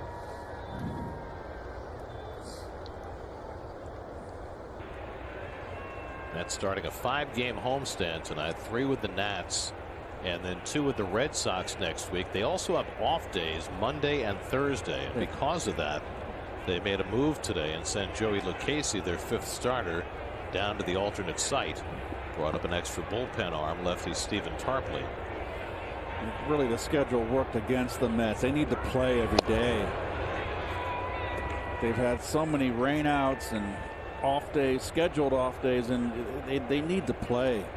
No question. But this way they get to go with a 4-man rotation for the next couple of weeks. They're going through a stretch here with a lot of road games, I believe, Gary. Well, once they get done with these 5, they will have a ton of road games coming up, starting in Philly a week from tonight. Can't believe they're making a 2nd trip to Philly already. It's unbelievable. Too high to JD, 1-2. Anyway, Lucchesi is an interesting case because, you know, his spot is tenuous anyway, depending on how quickly Carlos Carrasco can come back. Carrasco is going to throw probably a 5-inning stint his next start, whether that's in Florida or at the alternate site in Brooklyn. He's getting that much closer to coming back. You've also got Lugo over the horizon too, and Syndergaard. Yep. Syndergaard's a little bit, I think, you know, a little bit further. Broken bat, fly ball. Yeah, that'll be in June. Lugo and Carrasco should be back sometime in May. JD goes back for a new stick. And out of those 2 guys coming back will be a big shot in the arm for the Mets. But if the Mets do use Lucchesi again, what Luis Rojas said today was that he liked what he saw last night with Lucchesi going fairly short and then Sean Reed Foley picking up for him. It's kind of a piggyback situation. I mean, Reed Foley was just outstanding his first time out. You can't always map it out. I mean, you got your bullpen's going to have to come in, and you know that when you got Lucchesi out there, it's going to be a bullpen day. Well, the other way to look at it is, and they tried this in spring training, is the Mets might use an opener with Lucchesi. That way you let a right-hander face, you know, the first 5 or 6 hitters, and you start out Lucchesi with the lower part of the order, and maybe he only goes 1.5 times or 2 times at the most through the order, and you map it out that way. All things that they're thinking about if Lucchesi gets back in the rotation. 1-2 coming to Davis, and he just got a piece of that to stay alive. But the top of the Mets rotation has been awfully good. I mean, DeGrom and Stroman between them, both with ERAs under 1. Last time around, not so good for David Peterson and Taijuan Walker. In fact, all 3 games in Chicago, that starting pitcher failed to go 4 innings. So it's even that much more valuable to have DeGrom tonight going deep into this game. And Davis takes a fastball up and in, and it's 2-2.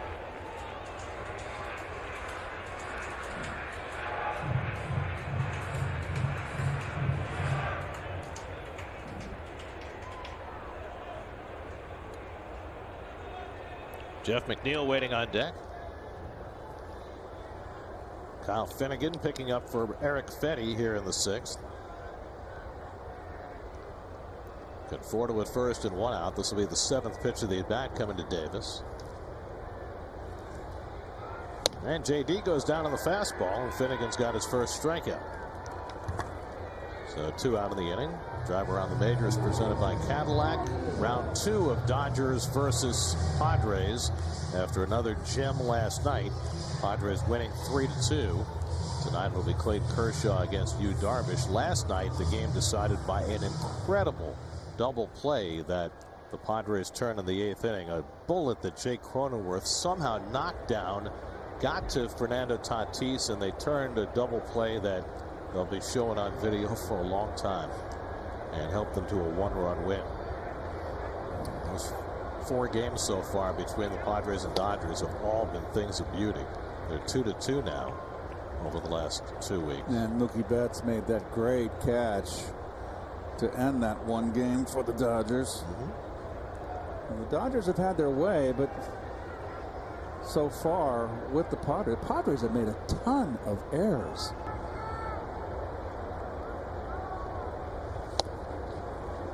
Good splitter by Finnegan, and it's 1-1. Well, the Dodgers also are playing without Cody Bellinger right now, and still thriving. They, even with the loss last night, they're 14-5.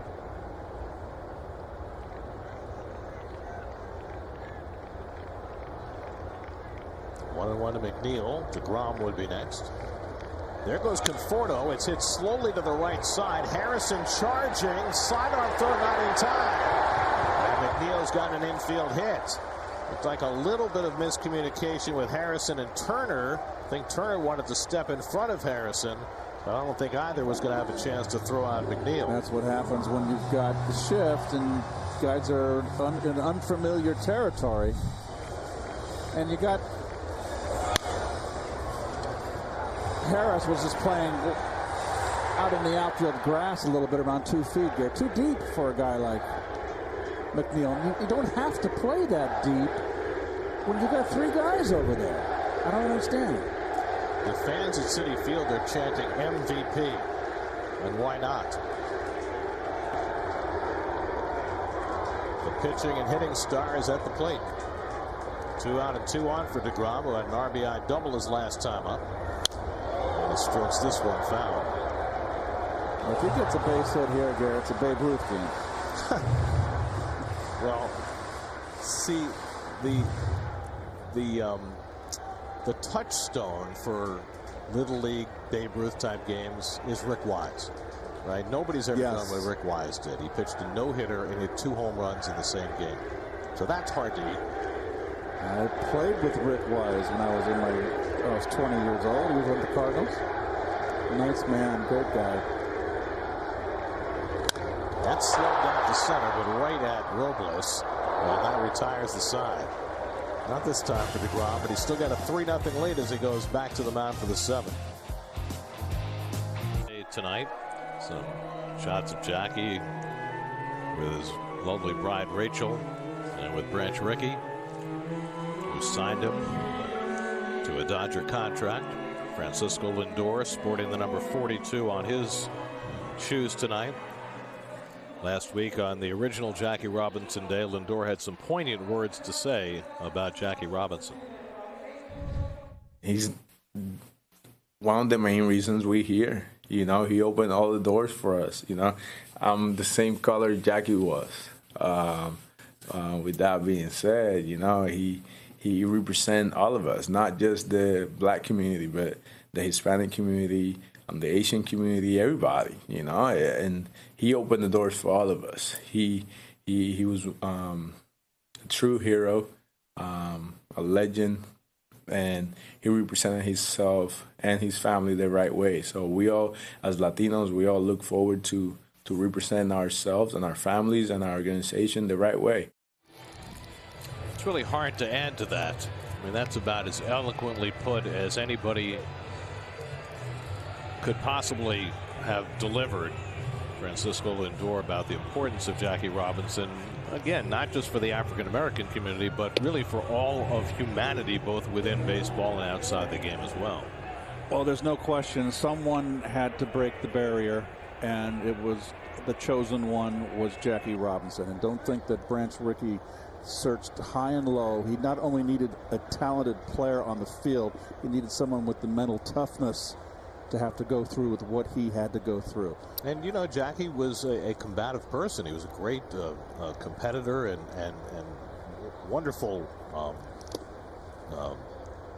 personality, and yet he had to contain that early in his career under orders, because that was the only way that he could generate the acceptance that was needed, not only through the game but through society, and open the door for more folks. And you know, it was not easy, because he was really playing against his own personality early on in his career. It's almost hard to do. Like the biblical phrase, he had to turn the other cheek. That's right. DeGrom dents the outside corner with a slider and gets ahead on Trey Turner, 1-2. Jake has struck out 12 tonight. 47 strikeouts, one shy of tying the major league record for most strikeouts in the first 4 starts of the season. 1-2 to Turner. And he missed with a slider. 2-2. Josh Bell on deck, and then Kyle Schwarber against DeGrom in the 7th. Jake went 6 in his last start in a 7-inning game against the Rockies. That's the game in which he struck out 9 in a row, one shy of Tom Seaver's record set 51 years ago yesterday.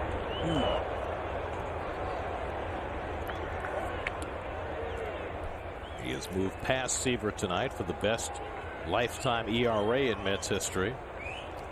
He's going places that nobody has gone before.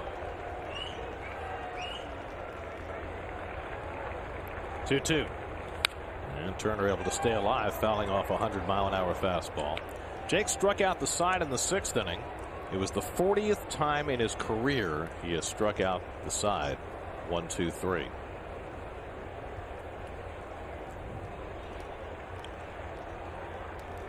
Seventh pitch of the at-bat, the longest of the night against Jake. And Turner keeps it alive. With Juan Soto out of the lineup, this is the guy who you look at and say he's the most important bat in the lineup. And Jake gets him for the 2nd time. That's 13 for DeGrom, 48 in his first 4 starts, tying a major league record. All those fastballs up and away, and then he comes with a changeup, and a tantalizing one right down the middle. Starts it above the knee, and it breaks almost in the dirt. Up and down the ladder. Nolan Ryan in 1978, Shane Bieber this year, and now DeGrom. 48 strikeouts in their first 4 starts of the year. Now a chance to break it against Josh Bell, who is late on that 100-mile-an-hour fastball. About a week late. Bell has struck out and flied out tonight. Last 3 starts, DeGrom with 14, 14, and tonight 13 strikeouts. Quickly 0-2 on Bell. You don't even waste any time here. He does not seem at all comfortable handling that upstairs fastball.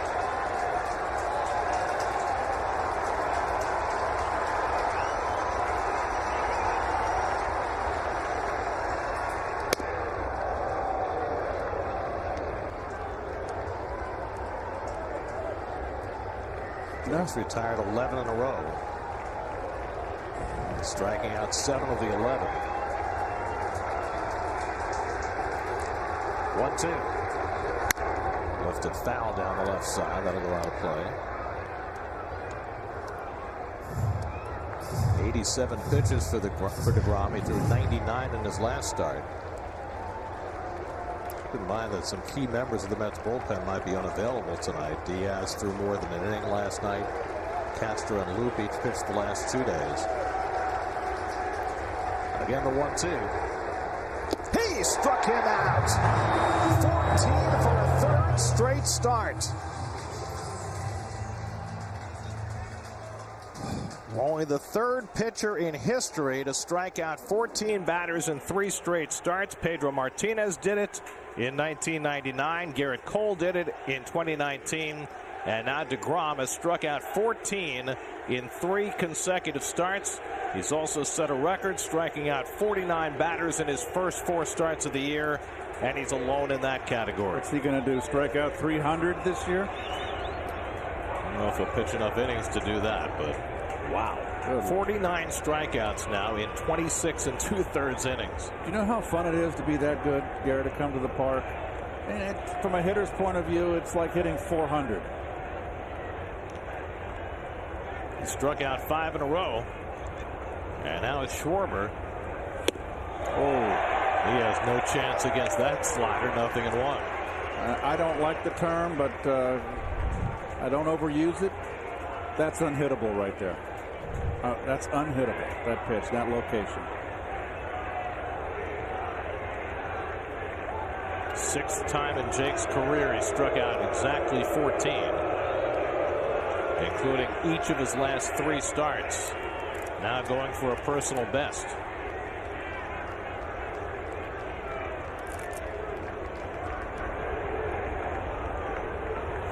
Oh boy. 100 miles an hour in on him, and it's 0-2.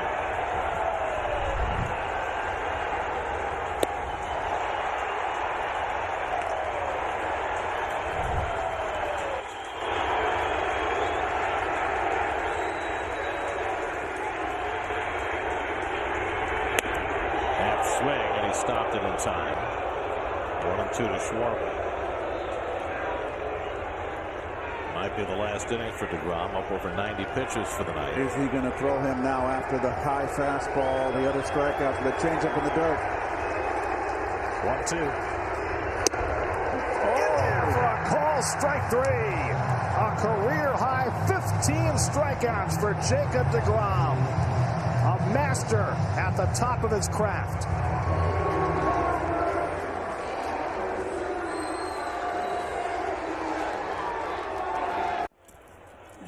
To the bottom of the 7th we go. Mets on top of the Nationals 3-0. The story of the night once again, Jacob DeGrom, insane 15 strikeouts, a new career high. And you know, we've had the privilege of watching this for a number of years, but some of his teammates have not. James McCann getting his first up close and personal look at Jacob DeGrom on a day in, day out basis. I asked him recently to describe what makes DeGrom so great, and he said, yeah, the stuff obviously is stupid, but it's his hyper competitiveness that stands out to me. The quote was from McCann, he doesn't just want to beat you, he wants to rip your heart and soul out in the process. And that echoes something that David Wright told me a year ago when he said Jacob DeGrom doesn't just want to beat you, he wants to embarrass you. And he is doing exactly that tonight. First Met pitcher to strike out 15 in a game since Al Leiter did it 22 years ago. Driven to right center field by Tomas Nido, but Robles gets over and makes the grab. Robles gets a great first step, and that's the first out in the bottom of the 7th.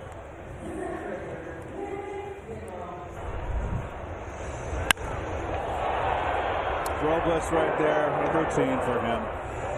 Good break.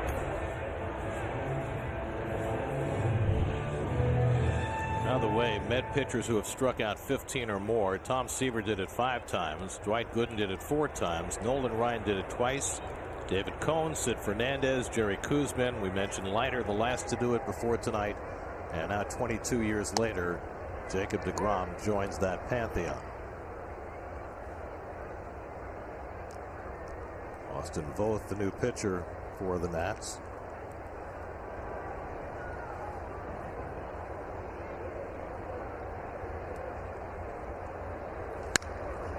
Nimmo strokes one out to left field. Schwarber back on the warning track. It's over his head and off the padding. Nimmo pulls in at second base with a well-struck double. So Nimmo, who drove in 2 with a base hit in the 5th inning, now adds a double that nearly got out of the ballpark. Going with the pitch here. Change up. Didn't fool Nimmo. Right with it. Almost got out.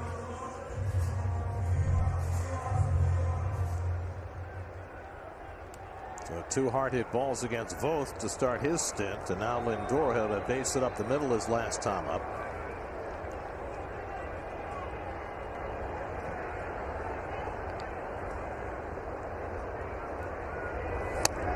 Well, the Mets bullpen is quiet. DeGrom has thrown 92 pitches through 7 innings. So it looks as though he might get a chance to keep going. He has struck out 15, including the last 6 national hitters. He's retired the last 13. And curveball bends in for a strike from both 1-1.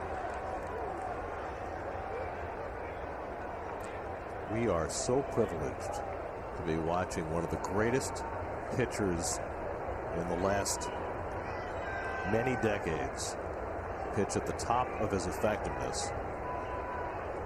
And what he's done these last 3 starts has just been off the charts.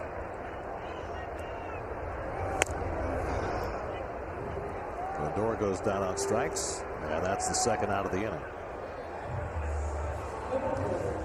Next 2 days will be on picks, so our next SNY game will be Tuesday night when the Red Sox come in to open a 2-game series. 6:30 the coverage Tuesday night, right here on SNY. DeGrom will probably pitch the 2nd game of that series. Mets are going to shorten their rotation with Lucchesi going to the alternate site. So Jake's next start will probably be Wednesday against the Red Sox. 15 and counting for DeGrom with the bullpen quiet. Here's Dom Smith, who's 0 for 3. As we mentioned in the last inning, the Mets bullpen's a little short tonight. They called up Stephen Tarpley when they sent Luke Casey down, but Diaz might not be available. Castro might not be available. Luke may not be available. So if DeGrom can go 8, so much the better. I know one thing for certain. If it were a different era, then Jake would get every opportunity to get to 20. Yes. He'd be allowed to finish the game. 20, of course, is the record for a 9-inning game. Not likely that he's going to get that chance tonight, but who knows? Pitching with one extra day of rest.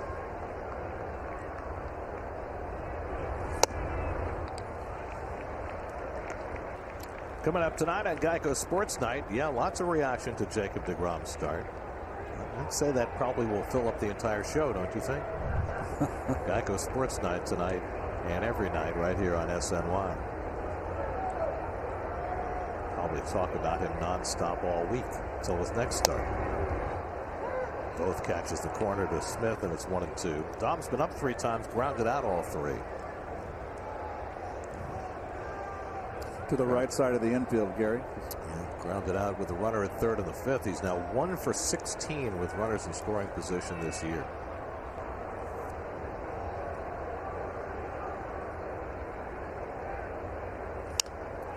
Little jam shot, shallow left, falling fast, base hit. Around third, Nimmo, he's in to score. Dom Smith drives in a run with a pop fly single, and it's 4-0 New York. Take it. Jam. Fastball in, completely jammed. A little bit of a Walt Hereniak follow through there, Gary. Whether or not you pronounce the H, yeah.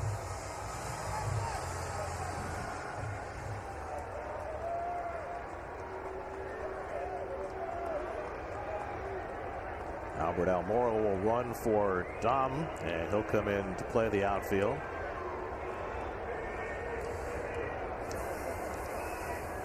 So Dom Smith leads after driving a run with a bloop single. And now Alonso is 0 for 2 in a walk.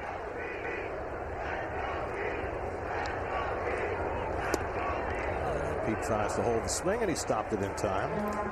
Edwin Moscasco with the call at first. Is he a rookie umpire? I'm not. He is. So he's new. Okay.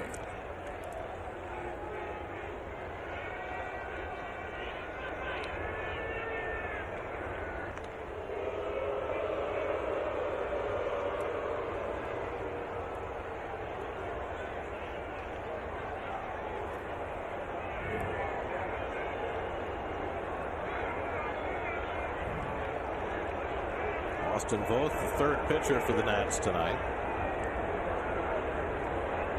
And Pete pops one down the right field line. A long one for Stevenson, and he's not going to get there. 2 straight pop fly singles. 1 for Dom, and now 1 for Pete.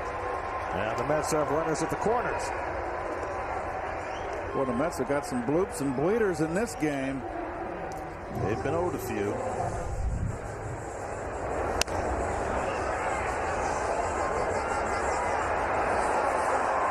They say they all even out, Keith. No, they don't. You think you get more line drives caught than bloops that find grass? You doggone right you do. You can hit. So the Mets with 3 hits in the inning. And now Michael Conforto, who's had 2 soft hits in this game, keeping with Keith's point. Soft line drive into left for a hit in the 2nd, and then an infield hit that squibbed to the left side in the 6th. Now Mora, the pinch runner at third, Alonso at first with 2 down. And that curveball sits high for ball 1. Now Finnegan worked an inning, gave up 2 infield hits and struck out 1 after Eric Fetty started and gave up 3 runs in 5 innings. Nobody any match for that guy. 7 innings, 2 hits, 15 strikeouts, no walks. Keith, you ever seen anything like this? No, I have not. Not on Doc's best days. This is just extraordinary. the first time this year or last year that any pitcher in the major leagues has struck out 15 or more. And it looks like he's going to get a chance to get some more.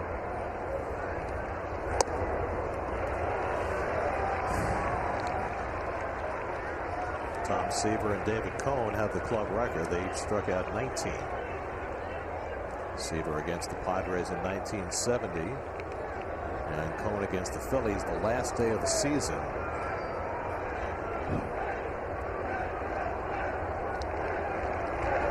There's ball 4, and that'll load the bases.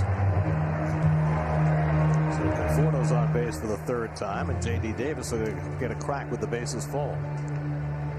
Cohen's gem against the Phillies came in 1991 after a rough night the night before. I was not on the squad. No, you were not around. I was on the DL that year. It was my last year. No, it was 2 years after you left. Your last year was 89 here. No. In the big leagues. Oh, well, you're saying with the Indians. Yeah, I was on the. We don't count those years. I was back surgery and out for the year. So here's J.D. with a chance to blow the doors off this game. 4-0 New York in the 7th. J.D. has struck out twice. He's also been hit by a pitch and scored the first Met run. Moore at 3rd, Alonso at 2nd, Conforto at 1st with 2 down. And both misses with a fastball up high. And that'll draw a visit from Yan Gomes.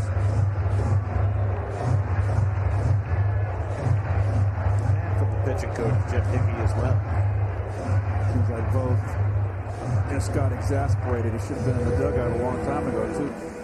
Two bloops with 2 outs.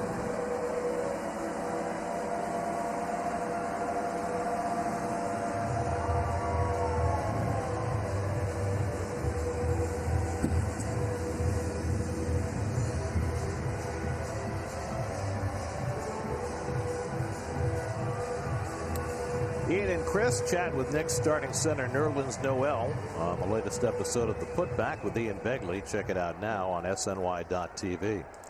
Well, tonight is very much in keeping with the Nats season so far. When Max Scherzer starts, they're really good. When anybody else starts, they're not.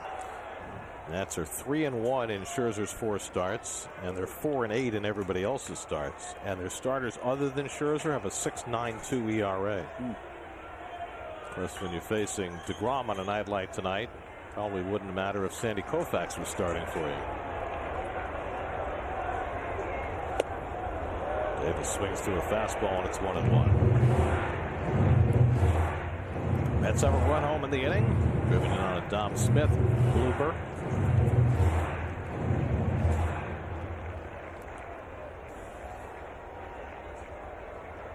J.D. back in the lineup tonight after Luis Guillorme started last night.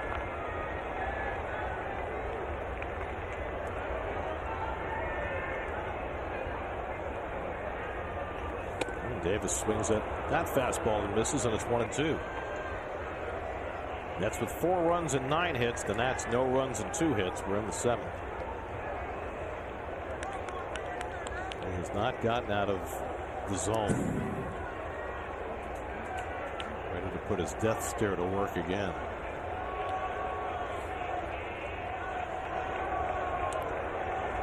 He might ask to wear 42 in his next start. 1-2 coming, and Davis fouls one back.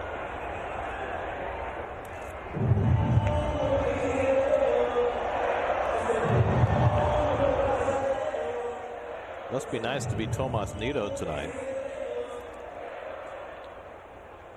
Getting a chance to catch DeGrom. I can also say the same for Marvin Hudson, a home plate umpire who I think has called a very good game tonight. Well, Nito's got a ways to catch the Giants' Kurt Casale. You see what he's done? Last night he caught a shutout started by Aaron Sanchez. Casale's last 5 starts, he's caught shutouts started by 5 different pitchers. Never been done before in the history of the game. The backup to Buster Posey. 1-2, and Davis takes strike 3 call. Fastball on the inside corner, got him. And so the Mets get just the 1 run in the 7th, and now DeGrom back to work with 15 Ks under his belt.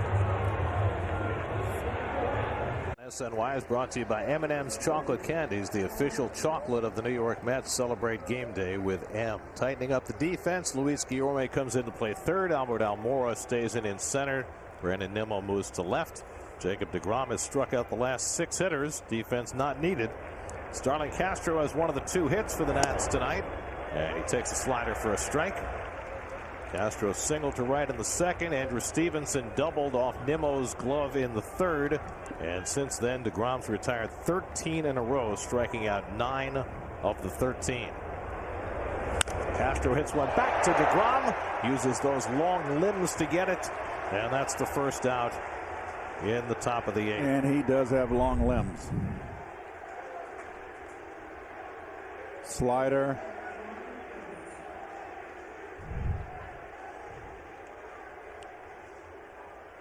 "15 strikeouts tonight, 14 in his prior start against Colorado, 14 in his start before that against Miami. Third pitcher in history to strike out 14 or more 3 starts in a row. First pitcher in history to strike out 50 in his first 4 starts.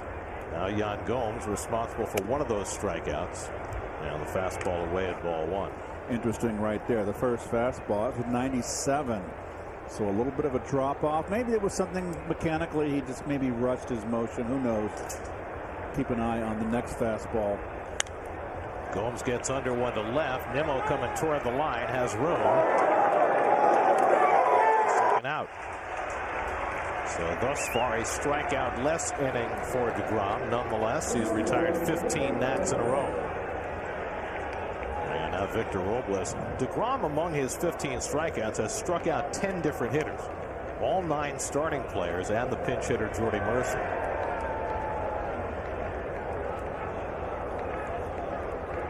The last Met to strike out 16 was Cone in '91. En route to his 19 strikeouts. And Robles takes outside ball 1. A near 99 miles an hour from Jake. And you know, Gary, I mentioned earlier in the Open that the Mets played poorly in Chicago, 3-game losing streak. Your stopper comes out here. Nice fastball up and in right there.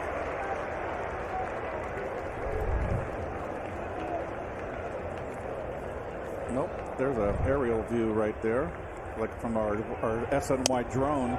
That catches the corner. That's got a 2-1 base. It's been helped out just a tad. Hudson is giving him some inches off the outside corner. This will be his 100th pitch of the night. 1-2 to Robles.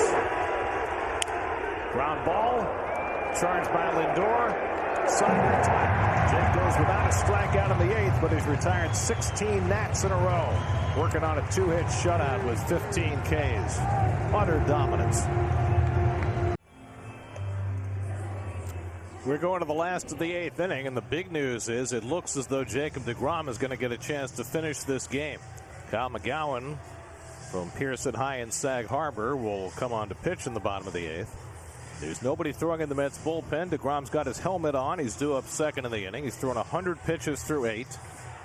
He will be bidding for his 2nd career shutout.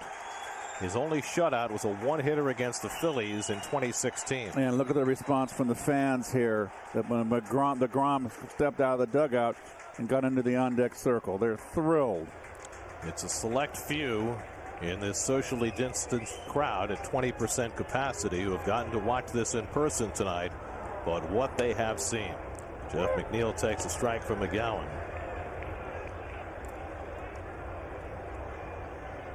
$8,130 on hand to watch an historic effort by Jacob DeGrom. McNeil's been on base twice with a walk and an infield hit. He's scored a run. Mets have put together 9 hits. They scored 4 runs, and of course DeGrom drove in the first of the 4. McGowan, the 4th pitcher of the night for the Nats, after Eric Fetty started. And McNeil hooks one to right field. Stevenson cuts over and picks it off for the first out.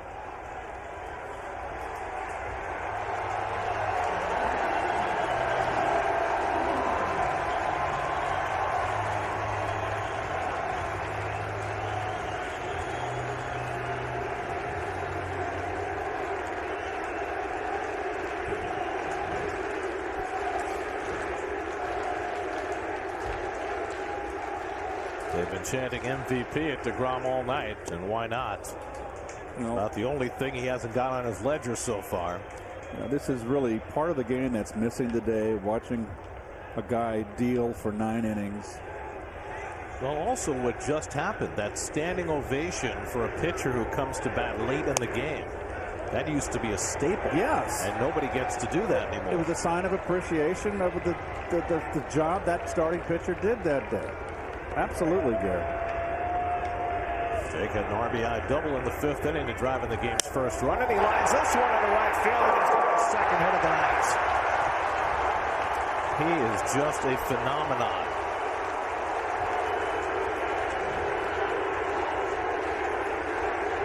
Well, it's April. A little early, folks, for MVP chance, but I hear you. Well, let's see. His ERA is about 0.3, and his batting average is .545. So, yeah, why not? You can have your Ohtani. Let's have their own two-way star. And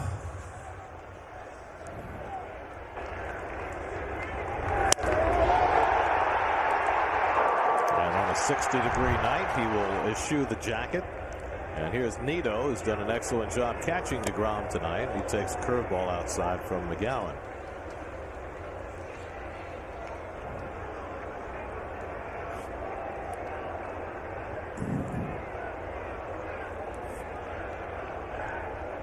There's nothing for a team that has come off a difficult road trip better than having the best pitcher in baseball do everything to help them win.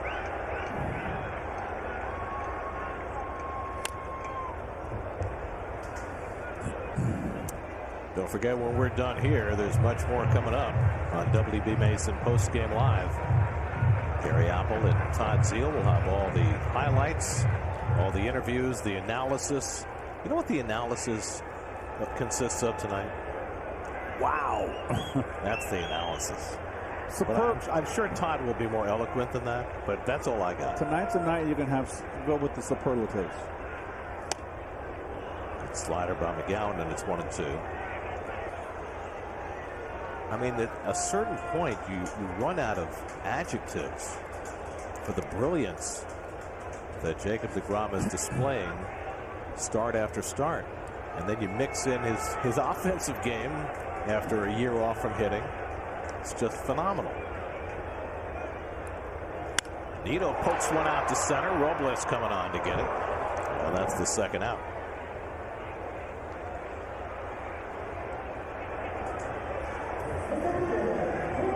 In the 9th, the Nats will have 9, 1, and 2 in the order coming up. The pitcher's spot, then Stevenson and Harrison, and if anybody gets on, Trey Turner. DeGrom has retired the last 16 batters, and after striking out the side in the 6th and 7th, he did not have a strikeout in an 8-pitch 8th inning. That got him to exactly 100 pitches on the night, which is already a season high. Here's Nimmo, who's had a good night. A single and a double. He's driven in 2. He scored 1. And McGowan misses just a bit low for ball 1.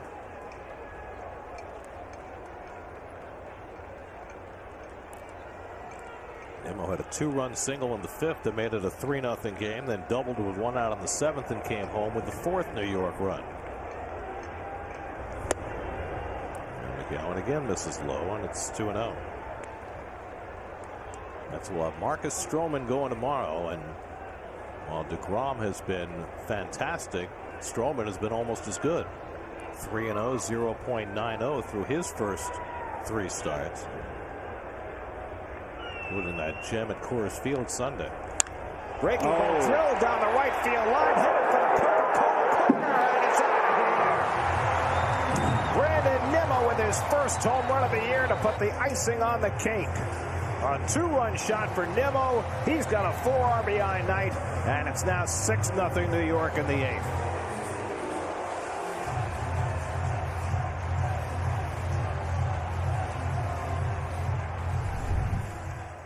Slider, flat, inner down and over the inner half, right into the wheelhouse of Brandon. Look at the swing, doesn't rush it. Perfect balance, straight up like a telephone pole. He's been hitting a lot of ground balls and line drives this year. What a start.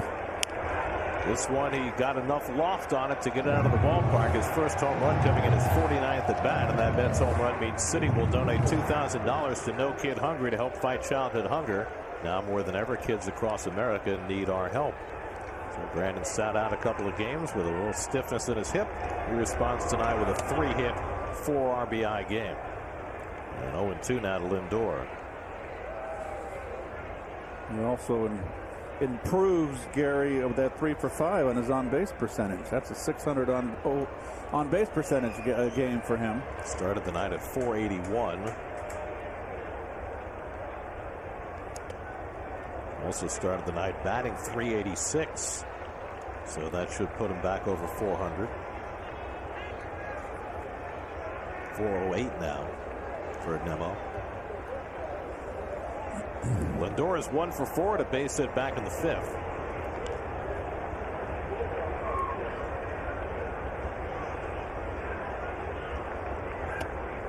And holds the swing on the slider at his foot. 2-2.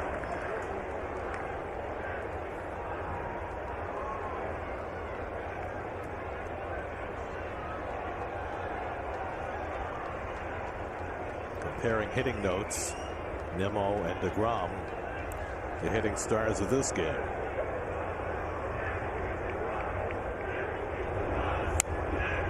Sure that Jake could respond with, how many did you strike out?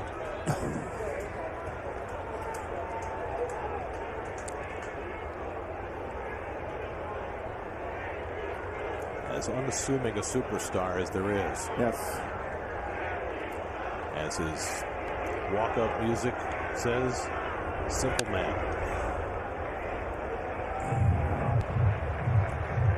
I mean, Jake is a real credit to the game. He's a professional about how he goes about his business on and off the field. Well, he's been committed to taking an extraordinary career and making himself better. And he keeps getting better and better. And the slider in for a call, strike 3. Lindor is out. DeGrom heads out looking for a shutout. 3 outs to get.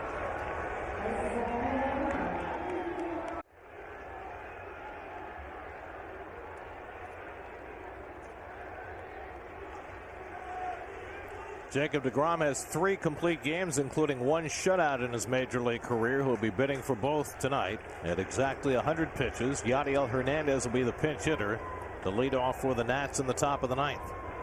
And Hernandez grounds one foul. 0-1. Hernandez 1 for 9 this season. Last complete game for Jake was in August of 2018 in Philadelphia. That's also where he pitched his 1 shutout in 2016. That was a 1-hitter. He's working on a 2-hitter tonight. Ball and a strike to Hernandez. Andrew Stevenson, who was the last man to reach against DeGrom, is on deck. Since a double by Stevenson in the 3rd, Jake's retired 16 in a row.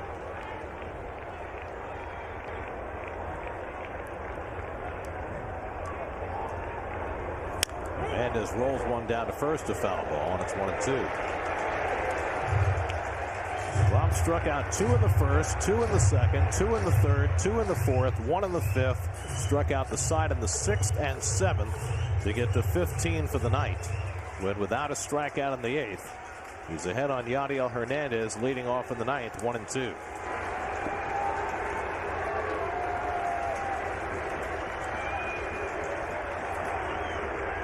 Ground ball toward the left side. Lindor shuffles over, then flat-footed throw right on target for the first out. And that is 17 in a row set down by DeGrom. I wonder if he's thinking about strikeouts at this point, thinking about a shutout. Thinking about a shutout. And I think he's probably trying to keep as much in the tank as he can. And probably not so much pitching to contact, but not looking to pretend like it's the first 4 innings when he's fresh. So here's Stevenson, who doubled off the heel of Nimmo's glove in the 3rd inning. Since then, Jake has retired 17 in a row.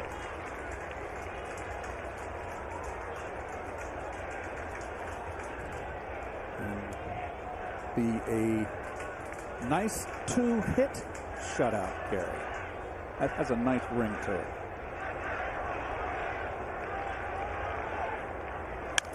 Another chance for Lindor. And he makes sure of that one. 18 in a row for DeGrom, and the Nats are down to their final out. Trying to finish off the Mets' second shutout of the season. The Nats have already been shut out 3 times this year. And Josh Harrison will be the last hope for the Nats. He has struck out twice and grounded out 0 for 3.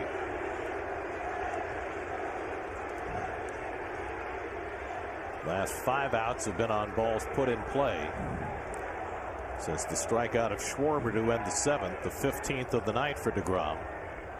And Harrison takes a fastball for a strike, still chucking him at 99 miles an hour in the 9th inning.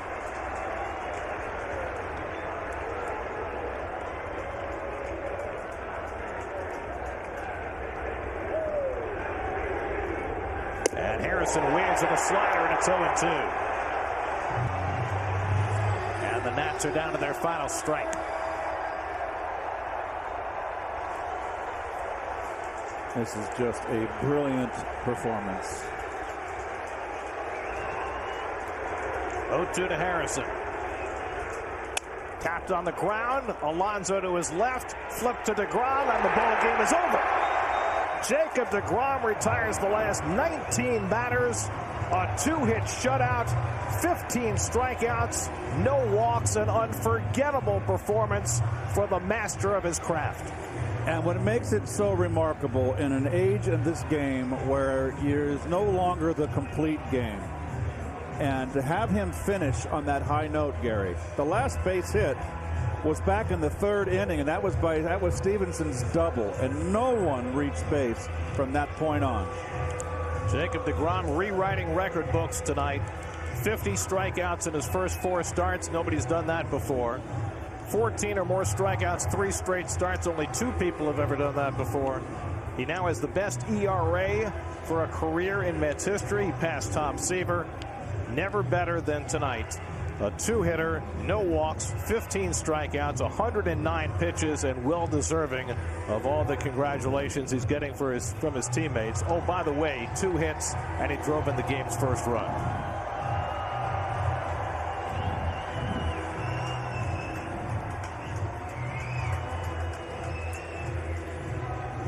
He's allowed 1 earned run through his first 4 starts.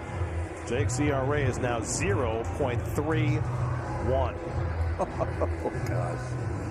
Mets snap a 3-game losing streak. Game summary brought to you by Sector Spider.